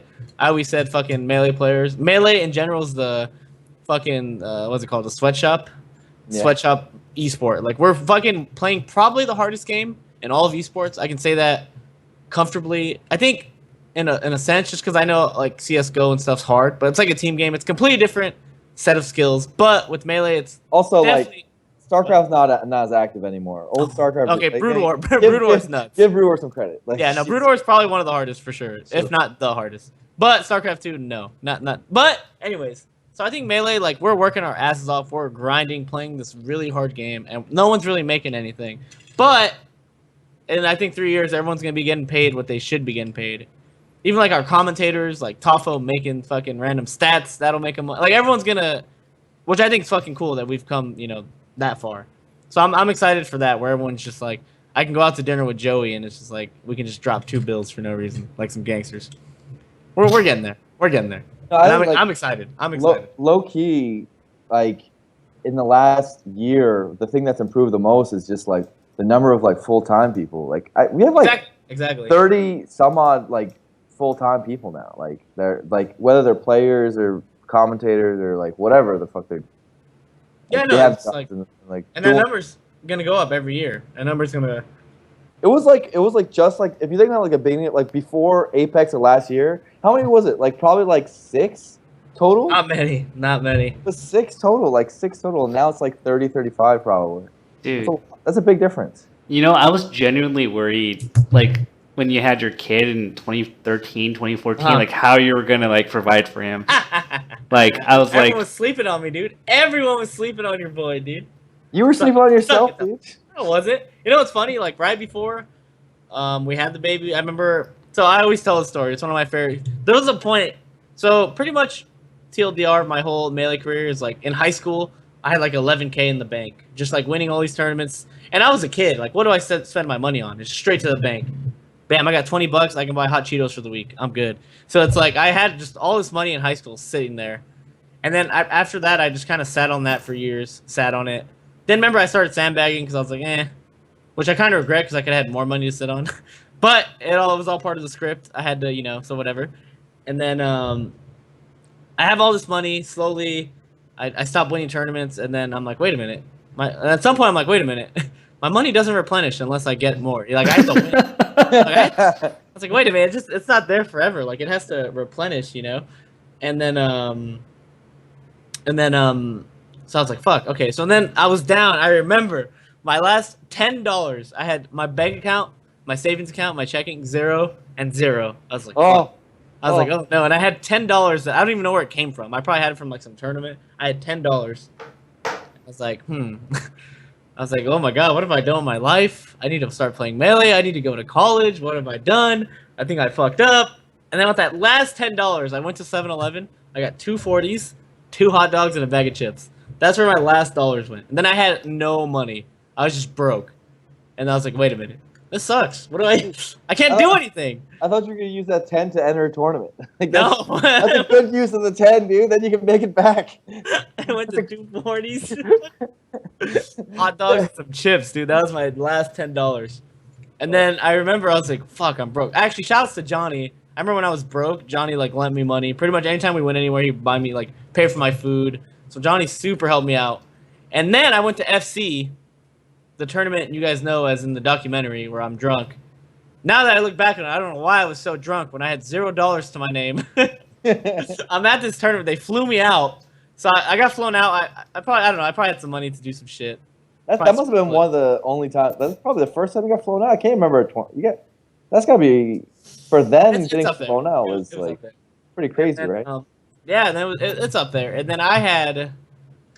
They flew me out, and somehow I won the tournament. I made like $1,400 at the time. Game changer. That's a game changer. And then restarted my bankroll, got back on my shit, and now I have 3,100 subs, and I have cleaning ladies. What's up?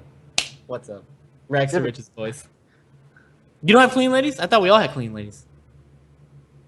You have a cleaning lady now? Yeah, I have a clean lady. Yeah. Kidding me? Of course I do. Wait, Mango, you actually got a cleaning lady?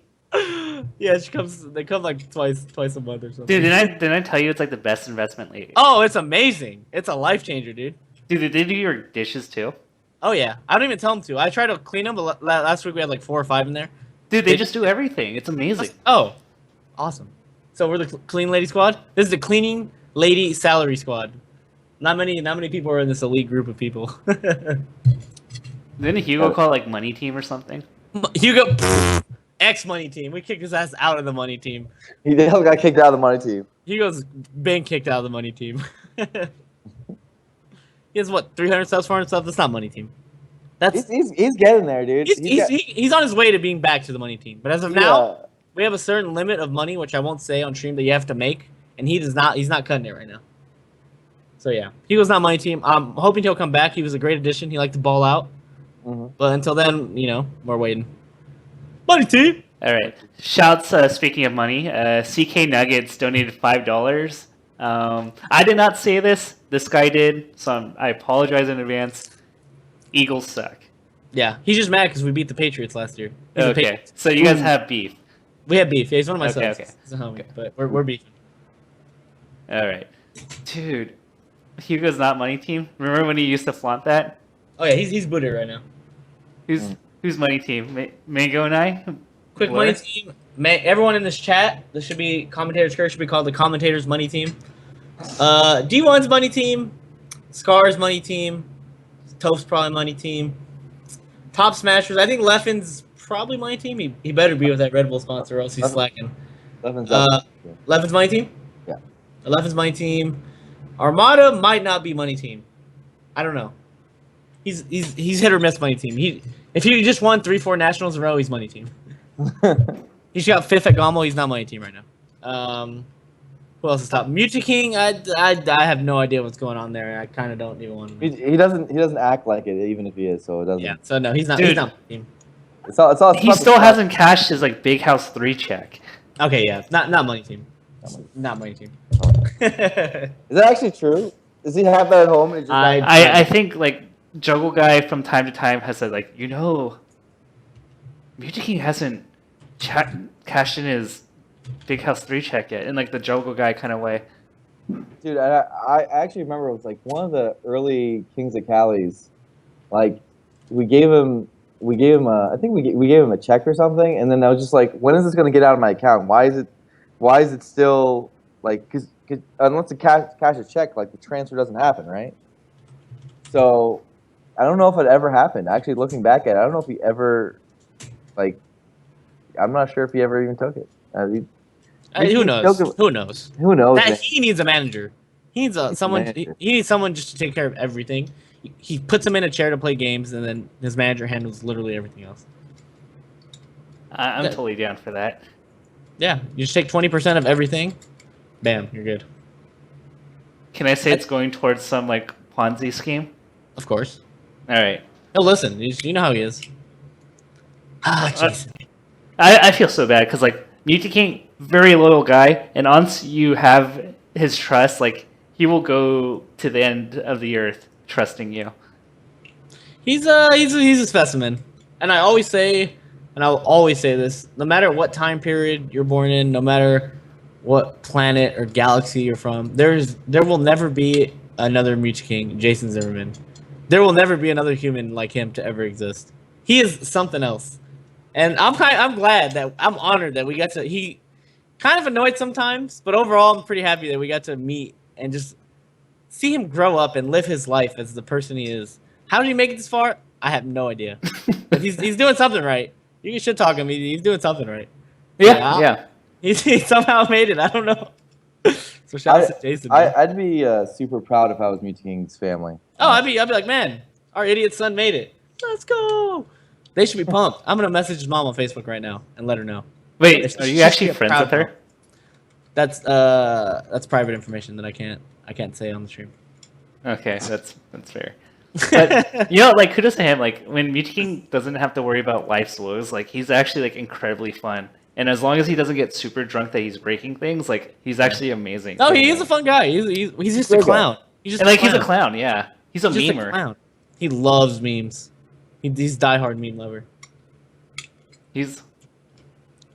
And that's like the thing, right? Like you mentioned back on was it Smash Summit 1 that like even without Leffen and Hungrybox that you consider to be fuckboys, like they make up the scene. They're part of the. Well, the thing about Melee is like I think Melee is this beautiful thing. I think everyone's important in their own way. I think everyone brings something to the table, and that's why like even all like when it comes to just the top players, like everyone's very valuable. It's like we need everyone, you know. It's just like more top players. That's why like having Leffen back, and even like Leffen winning the competitor me is not happy because it came at my expense, you know. But like the Melee lover in me and like the lover of the game and as a spectator, I'm happy he won because it's like oh shit, like what just happened? And it's like now you're so excited and it makes the next tournament so hype. And now it's like, okay, Leffen, what are you gonna do with that? And it's like, well, blah blah blah. So it's like as a spectator to me, I'm happy and I think it's good for the community. And just like overall, I think because now it's like, okay, we had Armada and you know HBox winning, and then and it was like, okay, it was getting kind of stale, and we all saw it, right? And people were starting to complain. But now it's like I won DreamHack, Leffen just won this, so it's like, whoa, wait a minute. It's just like, wait a minute, like, you know, our little anime script or whatever just got like more heat. It's like, okay, because before it was like only these people can win, but now it's like, holy moly, like what's going on, you know? So like for me, I think everyone's important, and like I'm glad to have Leffen back, and like you know I hope no one retires anytime soon because we need everyone. So it's like I don't know. I think Melee right now is in such a sick spot. I think Leffen winning it was good for us. I think it's the most interesting spot it's literally ever been in. It's just crazy. I like literally don't know who's gonna win the next tournament. Yeah, no one knows, and we've never had that. Usually, if you go throughout Melee history, the one thing we've had, it's like we've had the one champion. Yeah. He won pretty much everything. Cool. That's just kind of how Melee is. The better, because Melee is a game of very few gimmicks, and like there's very little gimmicks, right? And it's like the better player usually wins. If both of them play pretty all right, whatever, you know, don't take into consideration people playing bad, whatever. It's like if it's just like the better player wins. That's why we've always had like the undisputed guy win. But now you look at it, it's like, well, Leffen just won. I finally won something. You know, HBox and Armada were doing their thing. So right now it's like CEO. It's like, what the fuck's gonna happen? And then you're like Evo. It's like, oh my god, like who the fuck's gonna win Evo? You know. So it's like I think we're in a super beautiful spot. And like even me, like the Melee fan of me, I'm excited for CEO. I know everyone in chat, all these fucking stream monsters who don't have to put their blood and sweat into getting good at Melee for someone else's expense. Like you guys are big chilling. You guys get to enjoy all the great parts of it while I'm out there breaking my balls on the battlefield fighting for my country, dude. Laying it on the line, dude. I think if you're a fan of, it doesn't matter what camp you're in. If you're a Mango fan, if you're an HBox fan, if you're an Armada fan, it's like, it's crazy because, like, you just look at, like, the NBA right now. If you're a fan of, like, there's 30 teams, but if you're a fan of, like, 3 of them, you actually had a chance of winning, maybe. You know, probably 2 of them had a chance of winning the actual championship, right? Melee right now, like, literally every camp feels like they can win. We're all chasing the Iron Throne, dude. Everyone thinks they have a shot at it. Let's go. Let's go. And what's kind of cool is I feel like the other esports kind of wish they were as cool as us. Like they look at us and like, damn, that's a cool we're swag. Game. We're swag as fuck, dude. Melee players are like the Lambos and like super nice like car of esports. It's just like we're sick. It's like we're playing this really cool game. It's fest. It's just like one-on-one. It's like let's go. Let's go. Did you hear Dyrus's dilemma? About what? About Gommel. Oh, he's a Mango fan, right? Dude, he was like, dude, I'm TSM, but I should be rooting for Leffen, but I really love Mango, and I don't know who to root for. Because he was watching from the audience. What a problem. What that's a problem right there. That's a problem. He's just I don't know. I hate when people say like, people are like, because I feel like a lot of people don't like me because like everyone else likes me. I feel like that's sometimes part of it, or not just saying that's the only thing, but it's like I don't know. I think people, I think like even Armada, like they fail to realize there's a reason. I'm so popular. You know how many times I've gotten gimped at the edge, or I've thrown away stocks to gain what I have today. You know how many times I've suffered to gain what I have. It's like come on, dude. Like you don't realize that part of it. And it's like even Dyrus, and like I met Dyrus, I hung out with him. Super, I wanted to hate him because Topho, do you know anything about old school league? Somewhat, yeah. Yes, You know about season 1, season 2 TSM, the Dream Team Yes. with the Rain Man up top. Yes. I am diehard the Rain Man. I still follow him on Twitch. I peep a stream every once in a while, so I love him. So I was like, fuck Dyrus, fuck Dyrus, fuck Dyrus. But I met him and I wanted to hate him. And he's actually just like this super nice guy. So we hung out and talked, and then it's funny that he ended up saying what he did. It's like, oh, sick, Dyrus likes me. So, Cool. got another quick donation. Mystic Fedora donated $5. He said, do we believe the jazz aspect of Melee? Like how the combo system of the game is what differentiates itself from every other fighting game. Is that going away with the developing meta because of like the Fox like chain grabs and stuff? Like, do you still think, I guess basically what he's asking is like, do you still think there's like room for like creativity, or like is everything gonna get like automated like Leffen's combos? I think okay. Well, me, I will never. You can always count on me to never be that guy. I will always, do what I gotta do. The other top players like Leffen, but I mean that's more of like the European way to go about it. Because it pains me to say, but there's a reason Europe or like even the Asian countries or whatever, like they're better than us at esports, right? That's not even America sucks at esports overall, right? And like we're like in every game, it's like what do we have? We have Melee. That's about what we have. I don't know what else we're super duper good at, but it's because like the way, so you're comparing it to music or whatever. They're just like writing with like it's just like even the way they practice and everything. They just optimal. It's like that's like the word to describe it, right? It's just they're just so business, Whereas Americans, we're lazy and we're big chilling and blah blah blah. So it's like they're just the way they're gonna play. I don't think like West Balls will get that way or like the Axe or the Plup. Like I think that's just a European thing, and that's why they're so dominant in a lot of things. Unfortunately, it's just that's how they play. But I think the American players, like I mean, like even Mewtwo King does some nutty stuff sometimes, right? It's just like it's in our American blood, that blood that we've shed for. It's in the. I think that's a big part of it. It's just. Dude, I like to use Fly as an example, Fly Manita. If you think about it, like him as a person, if you just look at like on the outside, you're like, this guy, like he's like a super practical guy. He's like a mathematician. He should be wobbling people all over the place, and like, just like doing like optimal stuff. Like this fits his personality. It just makes perfect sense. And my man swags out. You look at him in the game, you're like, this is the swaggiest ice climber. My man swags. It's crazy. It's the American way, dude. We can be the worst country whenever, but the one thing they can't take away from us, dude, is our heart and our fucking.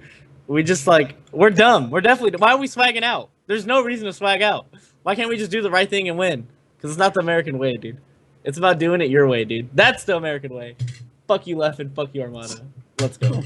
Let's go right now. We got another donation. Sakanto donated $1. Thank you very much. Melee reminds me of 1.6 Counter-Strike. What up now, Swedes? Door stuck. And all that, man, was crazy. I'm new to the whole thing with Melee, but big reps to everyone. I love the backstories and the lore for the scene is crazy. MTK for life. I always compare like Melee. It's like the Brood War of its series. I say 1.6 is definitely the Melee of its series. So I can definitely, because 1.6 was so nutty and you pretty much had like limitless options to do what you want. And I think Melee is definitely like that too. So I definitely see that comparison for sure. And also welcome to the fucking sickest community of all time.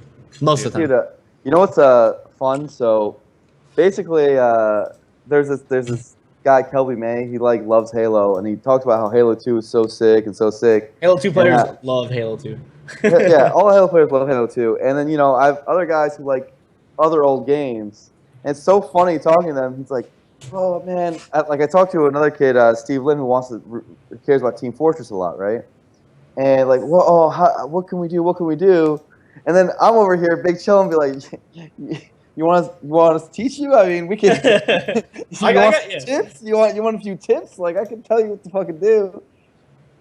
Because like, I think old games they can all come back because you're good, if you're a good game, you're a good game. That's the bottom line. Yep. People just care about like their developer support, like all this nonsense so much that they don't realize that as long as it's a good game and people show up, that's all you really need.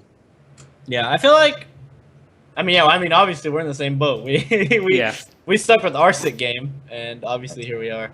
But I think that's one thing. Honestly, other esports or like even the FGC guys or like anyone pretty much is like we've had newer versions of our game come out and we didn't move on. And I realized in other esports that is not how it works. The new one comes out, peace, old game, And I think the one. I think it must be so depressing though if you're a player, right? Because imagine suck. you're like there's a time, there's like a ticking time. Like imagine if you're a new player into the Halo community, you start learning the new Halo, and then by the time you get good, the next one will come out. So like you have to start all over. Yeah, it's just like yeah, exactly. That's why I think the one thing everyone respects about us is like, look, we stuck with our game. I've been playing for literally. I'm coming up. I think I'm about at my 10-year anniversary of competitive Melee. And it's just like I'm still here, and I probably still have another 5-6 years. So it's like, yep, it's like we've had sports long, like we're football players, baseball. We've had our whole career in this one game. That's the one thing I think everyone likes about Melee and like our players. It's just like, man, these guys are how are these guys still playing their game and like, it's like Smash 4's out, blah blah blah. So I think that's the one thing a lot of people like about us. That's what I like about us. I think it's awesome. I think we're amazing. I do. All right, end of that conversation. I'm glad we agree. Alrighty. Another thing though is that we also love ourselves harder than any other game. We do love ourselves. So like not only do we love our game, but we love our community and ourselves. Like you hear all these other guys go, "Oh man, there's so many problems. Like I hate the community, it's so toxic." All this, dude. We love ourselves so much, so much. I mean, we won't stop talking about it. Melee. It's been a fun ride. It was looking grim. Thought it was gonna end, and now here we are, on the commentator's curse. The commentator's curse, dude. I'm at the point where I think I'm roughly at half my life into this game. Yeah, I think that's for a lot of people. That's nuts. I'm at year. What am I? I'm a year 12 now. I'm 12 year now. So that's like almost half my life. It's crazy to when you think of it that way. Yeah, it's so weird, dude. I'm not. I like. Now it's like how you've watched other people get good at the game. Like you saw them when they were a noob, and then now they're hella good, and now they're retired. Mm-hmm. Yeah, that's when you see like a whole career arc, and then you're still around. You're like, okay, and then you see, you see their friend, or like then they come back. You see their resurgence. You're like, okay. Well, that's the beauty of Melee. It's like you get to see their whole career. You see them just like in baseball, anything. You see them their rookie year, then you see them blossom into the player they are, and then they retire. It's like, man, I got to witness that all. That's why there's gonna be literally a Melee movie one day. It's gonna be sick. Who's gonna play you? Who's gonna play you, Blur? Who plays you in? Ooh, dude, it has to be. It should be the guy from 300, the God. Xerxes. Xerxes, yeah. He plays you, dude. I'm fucking down. That guy's hella tall. He doesn't look like me. I know, it'd be funny. In the Melee movie, you're just tall and sexy. Man, I wonder what Crimson Blur looks like. He's just tall and sexy, man. That's it. Your legend will grow, Blur. Give me Hugh Jackman, dude. You're not Hugh Jackman. You're not Hugh Jackman. Get out of here. Give me Hugh Jackman, dude. Get out of here. You're not Hugh Jackman. Yes. No, Seth Rogen plays Joey. Seth Rogen doesn't play Blur. Um, Or the other guy. It's the Seth Rogen homie. Is there no? Robert Downey Jr. would do a good Blur. Oh, okay. Next. Oh, God. What's wrong? I think these are comparable. That's I know we get blurred off. If I had an Asian Michael Cera, I think that guy would play me well. Lucy Liu can do you. All of a sudden, you're just a hot girl, dude. I'm down with Hopkins, a hot girl, dude. They recast Sappho as a girl. Yeah. Wait, what? They recast Sappho as a girl. Like, we needed a girl, dude. There's not enough girls in this Bam. film. So you take the hit, Topo. Yeah, you got to be the girl, dude. Imagine a hot statistic Lucy Liu. I can see it now, dude. That sounds great. I can see it now. It'll boom at the box office. She's just in the back room, running down the statistics. It's a Lucy just hot and nerdy as fuck, dude. Bam, let's go. Let's go. Well, I guess I'm happy that you guys chose someone that's really good looking. Yeah, we got you, homie. We got All you. right. You were gonna be Michael Cera a second ago. Yeah. All right. I'll take this compromise. I'll do it for the people. All right, cool. It'll help Tafo stats out. Yeah. Everyone's gonna want to check out Tafo stats. It's a win-win for you, for sure. Lose Yeah. right. Oh God, I could just think of all the pickup lines. Who would you be, Mango? Who would you be? Well, I'm usually played by Johnny Depp, but my boy's in a lot of shit right now, so I don't know. Wait, is he? What's going on with Johnny Depp? Beat the fuck out of his wife, dude, or something like that. What? I know, that's what I said. So my Oh, boy's Johnny. in some shit right now, but he can play me in 5 years when he pulls it together. Damn, that's If not crazy. him, then I don't know. I've always imagined my life being played by Johnny Depp, so this is kind of a heartbreaker for me. All right. Sakancho's like cast Mewtwo King as a chick. Let's go. That would be weird. I don't know. That I can't see it. Yeah, I don't know. That's too much. Dude, you know what's also crazy about Melee? Alluding to another donation, Sasco, thank you. He got his little brother into Melee, and he's younger than the game. That's when you think of it. Well, yeah, we're starting to get to a point where like these kids at the tournaments you see are probably about as old they were. Yeah, they're about as old. Yeah, it's crazy. Once you start thinking of it that way, it's like, oh my god, you weren't even alive when this game came out, dude. What are we Dude, doing? it's just gonna be when we have crew battles of our kids versus our kids. That's when we're gonna be able to do like, remember the FC3 East Coast versus West Coast, With the kids. or like, yeah, and just have all the kids of those players play against each other. You know, That's the dream. you know what's gonna be crazy? It's like when a kid walks up to me and says, "I was born in 2009. Where were you?" And it's like, "Oh, I was at Genesis." Yep. Like, I think that's when it's gonna get creepy. Well, yeah. Well, you know, the baby's gonna be playing in the next. I'm gonna teach him how to wave dash when he's 3.5. So, what is he capable of doing? Is he just spamming C stick and like moving around, or what? He kind of gets it. You can tell it's like processing in his little brain, his little mango brain. So I think, but for the most part, he's just spamming. He'll hit if he sees the computer coming towards him, he'll like charge up a Falcon Punch, one in like 20 tries. So like you can tell he's getting it. I think the best thing, and the thing is like because we're gonna enter a teams tournament together one day, it's gonna be so hype, and then we're gonna have the other team's just gonna crumble against Mango and his son. Imagine, I'm gonna cry. You know how a lot of fathers look forward to like certain moments in their lives, their kids' lives. Me, I'm gonna cry when my son gets his first Mango chant, dude, at a tournament. That's what I'm gonna melt. I'm like, I'm done. I'm over it. I've lived. I can die happy now. Because imagine his first little baby Mango with his little first Mango chant, dude. Oh, and then he SDs like a true Mango. Be like, that's my boy. That's my boy. I want to see you sending him off to like his first tournament where he's entering. Like he'll have his little backpack. He'll have his little baby Mango backpack. He'll have all his ready to go. He'll have his juice with him. He'll have his controller in his bag. He'll just be going on like, just going into the tournament, sit down and set up. It's like, well, look at this. And then I feel like everyone who plays him is just gonna be nervous, but I also feel like there's gonna be a lot of pressure. Look, because I think honestly, right now, and not to like hype everyone up, because everybody in a perfect world, my son does play like the next Melee or whatever, and he's just like sick at it. That's super scripted. Scar, please put that in, because I'm down with it, and I think most people are. But I think it'd just be cool for like, because that would be, imagine that, like, but I think it'd be possible because he really does like video games. Like he loves video games already. Mm-hmm. He watches he even likes watching live streams. He likes watching. He watches Twitch. He's already a Twitch user. We got him early, dude. He likes watching Minecraft. He loves Mario 64. He loves Mario games in general.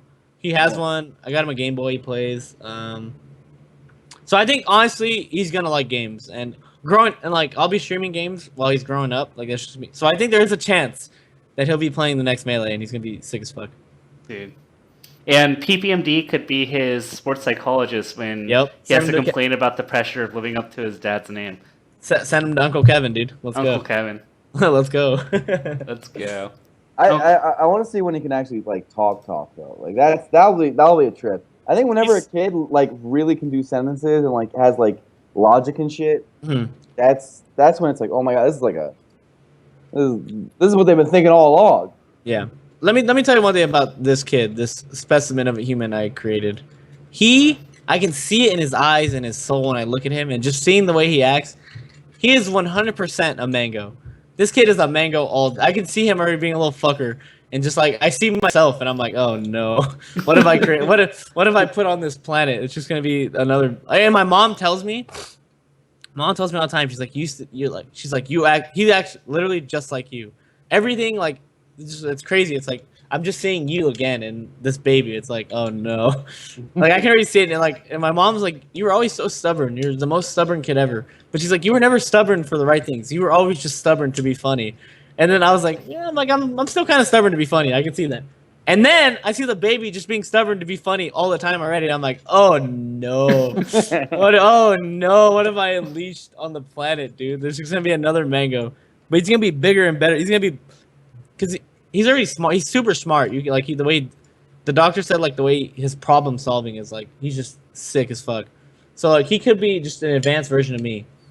But teach him everything. So it's like he's got like and he'll get my words of wisdom. But I think the only problem is if he really is my kid, which I think he is, he will either be a complete degenerate, lazy piece of shit like me, or just sick and like cure cancer and do some sick shit. He's hit or miss, just like me. He's hit or miss.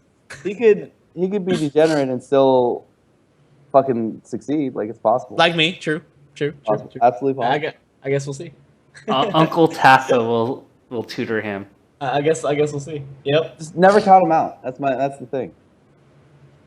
I'm rooting for him. I'm rooting for him. I'm rooting for him. Dude, he has like 100,000 people rooting for him. He has a little fan base, dude. The people love the baby. Because it's just like everyone who loves me automatically loves the baby. So it's just like... Does he have a Twitter yet? No, chill out. We're trying to keep him out of that world as long as we can. Just chill. He'll have a Twitter when he's... No, yeah, I think it's good. Like, he doesn't need that life yet. Imagine he's in kindergarten, tweets, going to kindergarten, 8,000 retweets, and a killing favorites. Shows his teacher in class. She's like, what the fuck? Kids, yeah. Going to kindergarten, had a little pitch selfie. He's taking a little selfie in his backpack on the way to kindergarten. So Mango. He's signing juice bottles. That's so funny. What's up, Papa? So your coming of age, your kid's coming of age proud dad moment was the rooting for Mango, him SDing. If Mutant King had a kid, what would be the father moment for him? First ledge stall, dude. First ledge stall or first gimp? First ledge stall or what? First gimp. I'll give Mutant King's kid a little. This Mutant King's kid just running the edge and just gimping someone three or four times in a game, and Mutant King would be like, "Yep." I made that. I think that would do it. I wonder what what Kevin Nanny's kid would be like. I don't know. It's gonna be one logical fucker. I'll tell you that. It's gonna like sit on a rock and like contemplate life. PP's kid might not even play Melee. You know, he probably wouldn't. He'd be the one kid of the 6 who might just not play. We'll see. What would Leffen's kid be like? He'd probably like trip a kid and laugh at him. I feel sorry for that kid. That kid's gonna just come out of an asshole. Imagine Leffen creates you, and you have to call Leffen daddy. I don't want this poor child, dude. Oh. And Leffen's just being a dick to him his whole life. Oh. Just imagine dickhead Leffen as your dad. He brings home a B, super hype. He's like, not good enough, and just rolls his chair away, and that's it. That's just the end of that conversation. It's like, cool, cool, dad, cool. I feel like Armada would be like disappointed Asian dad, but Swedish. Yeah, no, Armada would be so strict on his kid. Armada would just tell him like all these rules, and if he ever like didn't follow them, he would just call him an idiot. He'd be like, "What are you doing? It's wrong." Dude, how does he say dude? I can't do that. Alex does it really funny. Alex does a great Armada impersonation.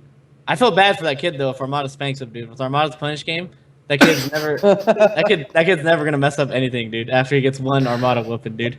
Swift justice on that kid. Dude, Armada, and like he'd be disappointed in you. Like his kid brings a 98%. Coming home, he'll be angry, and then he'll let out his Armada smirk when he leaves, but make sure that the kid doesn't see it. Yeah. Every top Smash player as a parent's funny. Even me as a parent's funny. Why am I a parent? I don't know. How did this happen? I think I'm doing all right job. It's funny. Like me as a dad is just me the way I live life. I'm either. It's like depending on the day, given the moment, I'm either the greatest dad to ever exist or just the laziest piece of shit dad. Dude. Just like I'm like even as a father, I'm not the way I am in everything, just all or nothing. I'm the exact same way as a father. Exact. Dude, I thought I came to your place unannounced, and I thought it was the most adorable thing because you're in the living room with your like brand new couches that I actually love, Uh-huh. and you're just like laying there with your son on the couch watching cartoons. Like it was We a were total, chilling. We were big chilling, dude. dude. I actually thought that was really adorable. You're pretty lucky because you get to be with your kid a lot. Like, Oh no, yeah, I get to see him all the time. that's like 99% of people don't get that. That's super sick. No, it's cool. I'm happy about it. It's nice. Are you gonna put him in Little League? Okay, look. So speaking of things, so the only things I look forward to as a parent, and then after that I can call it a life. I did my part. Is first mango chant for my son, whether it be at Little League event, whatever. Whenever it happens, because it will happen. It's gonna be sick. And then, when I get to have my first beer with my son, just have a 40 with my boy. I think that's gonna be a beautiful moment. And he better not drink. I hope the first time he ever just drinks alcohol is with me. If not, then I'm gonna have to, whatever. But hopefully it's with me, and I look forward to that moment. And then I look forward to coaching my son's Little League team, and we're going all the way, and we're gonna do it, and we're going all the way. And then we're gonna pop off, and then we're gonna get drunk, or I'm gonna get drunk, and he's gonna watch me get drunk, and then be like, I can't wait to do that with you one day, Dad. And then bam, it all connects. Let's go. That's all I look forward to in my son's life. Those are the things. So I'm rooting for that. What about graduation? Nah. I'll show up maybe. How about his first prom? No. What do I care about his prom? He's gonna get his dick wet for the first time. That means nothing to me. That means nothing to me. I just I don't know. That's all I look forward to. Can I actually throw in my side Little League story? Yeah. Shout out to I- Kuba Troopa for subbing, by the way. The homie Kuba? Go on. So So okay, so I held the record in Little League back where I played Little League. I forgot. I hold the record for most times hit by a pitch in one game. 4 times I got beaned. What? 4 times they hit Little Mango, and then my mom. You guys know my mom. My mom is a ghetto fucking. She's the ghetto fabulous is how I would describe. My Well, mom. like they can just like think of her Twitter, but in real life, right? Yeah, my mom is ghetto fabulous as fuck. And then my cousin Ernie, the homie, he was pitching for our team. And my mom goes up to Ernie in the little dugout. She's like, "You fucking hit that kid. You hit him right. You hit him. Just hit him." And then my tia, my aunt, for all you white people, is that's obviously her son. And then she's like, "Yeah, do it. Being that other kid." So then my cousin Ernie beans the kid who hit me, and then all of a sudden it's like a riot at the Little League game. My mom's standing up talking shit. It's just a pop off. It was just nuts. I was like, oh my god. I was like, what's going on here? But the kid that kept hitting you, what did he do it on purpose? Or do you think he was just really bad? I think he was bad, and then I just happened to suffer the hit 4 times, and then I had to get up sad. I'm like pretty much crying. I had to walk to first base. I just got hit by like a 40-mile-per-hour. It hurt. I'm like, oh, I had to get up 4 times. My mom, what the fuck? Why does he keep hitting it? My mom's like losing in the crowd. It was nuts. That's one of my favorite stories. Why'd they make the kid who can't even pitch? He pitched to everyone else. He just couldn't pitch to me. I don't know what poor Mango's just getting beamed going out there as a competitor that he is. Kept getting up. I'm scared of the ball. I'm even with baseball. I love baseball, but I'm still scared of I'll always be scared of the ball. Yeah. Just paranoid for life, dude. It's hard for me to stand in that hitter's box, dude. I'm just scared of getting hit. Oh yeah. That's so funny. I can actually picture your mom doing that. Well, you've met my mom. You know how she is. Yeah.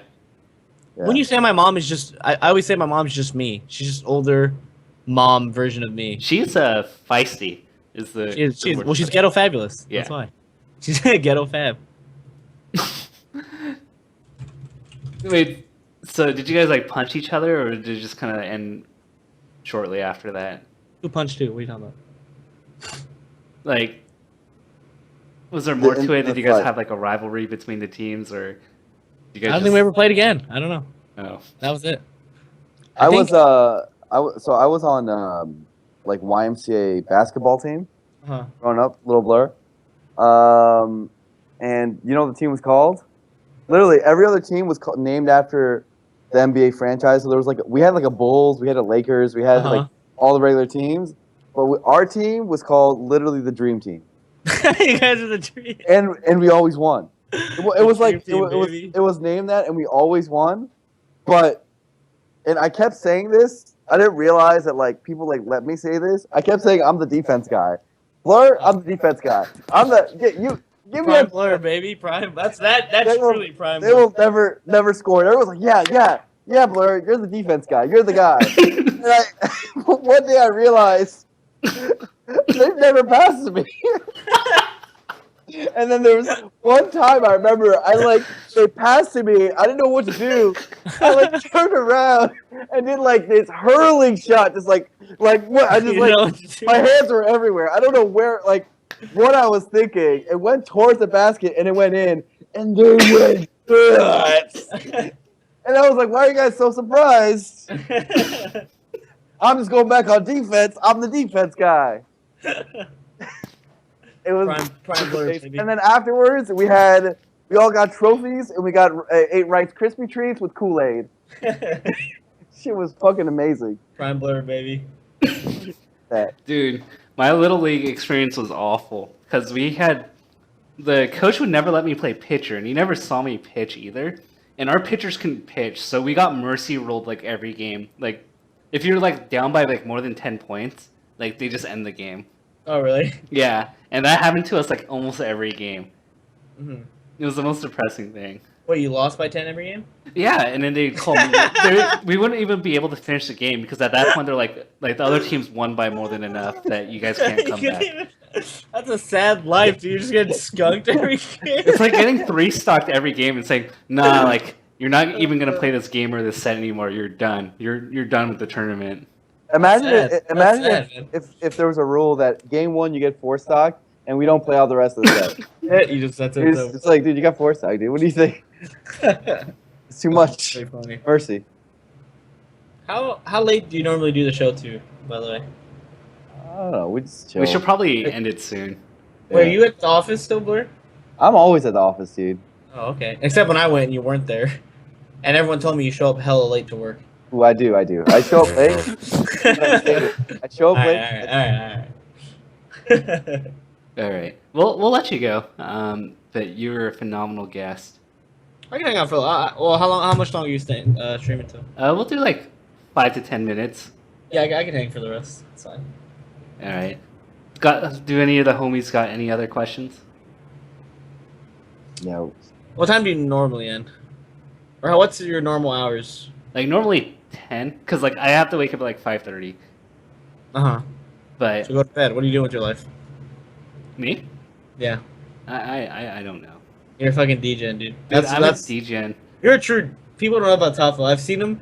I always say a true man's colors come out when he's at the casino and he's lost some money. Then you look into someone's eyes and it's just. I've been around so many DJs just going. I lived at the casino at one point. When you look into their eyes, you really know what's going on in their head.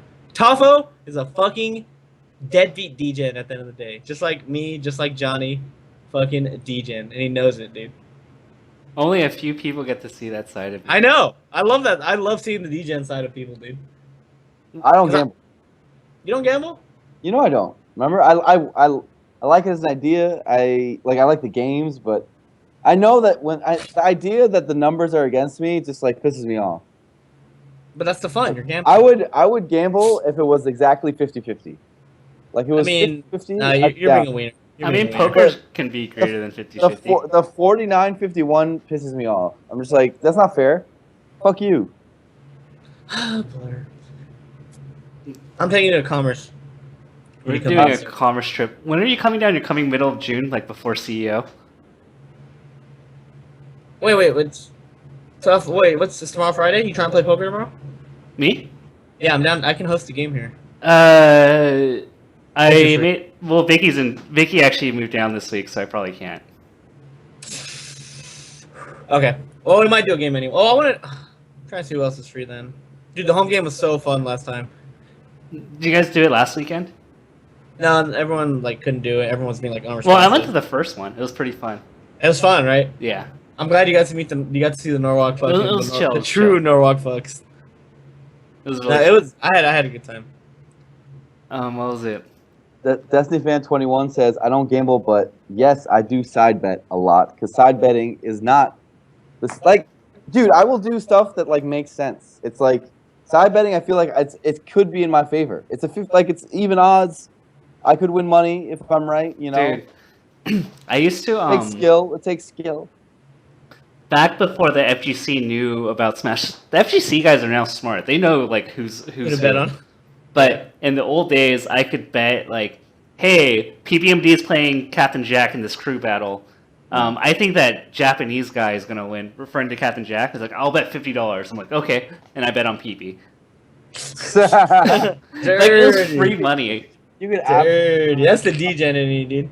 I remember they used to always come up to us like at Evo and be like, "Dude, who do I bet on? Who do I bet on?" And then they go back to their friends. They would go for the favorite.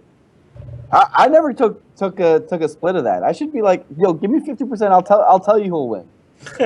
You could have, dude. You could have made some bank. Easily, dude. You can actually like pimp it out if you think about it. You can have a bunch of people going around taking side bets that you tell them to make, and then you get a split of whatever they take in. Yeah, that's the true hustle. That is you fucked up, dude. Fucked up. There's this one year where I lost every bet. I should do that. You know the life of a gambler, dude. Sometimes you just don't win. You know what year I'm talking about, guys, when I say this. It was Apex Top 8, and like every bet I made lost. And at one point, somebody in the audience felt so bad for me losing. They're like, okay, Dr. PP versus Javi. I'll let you have Dr. PP because he's the favorite. I'm like, okay, fine. I lost the last 3 bets. Like, Mango lost. Like, everything wrong happened to me that day.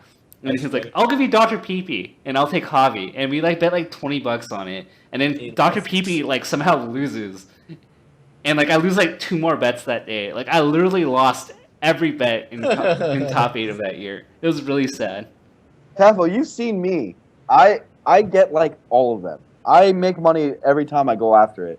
There was that one Apex 2012. I made like it was like $600. It was 2014. It was the year of hacks and It was even more than 600. It was crazy amount of money. I remember you won the match against TN. Now I made almost as much money as you. Oh yeah, I remember that. But there's 2014 where you won every bet that night. Yeah. You can see me in the crowd in that salty stream, and I literally am just taking money from the whole room. It's insane. How many people side betted on TN against me? All these New England fucks, they had heart. I respect that. That was like their way of giving him support. Yeah, I understand. That's respect. That's the Mango bet. You know, because I definitely said who likes TN. The whole room said nothing, and there was a dude that was like, I can't have a silent room. And he definitely put some money down. So that one was okay, but I had people who were betting on a Bowser against a fucking Yoshi. I don't know. Why are you betting on? I made $300 on Bowser versus Yoshi. Nice. That's a come up. Jeez. Do you have any closing thoughts, Mango? Nah, it was fun. You know, I'm down to come on the show randomly again, like late. Super down to come on. Like, yeah. If I'm not streaming or anything, I'll definitely stop by. It was definitely fun.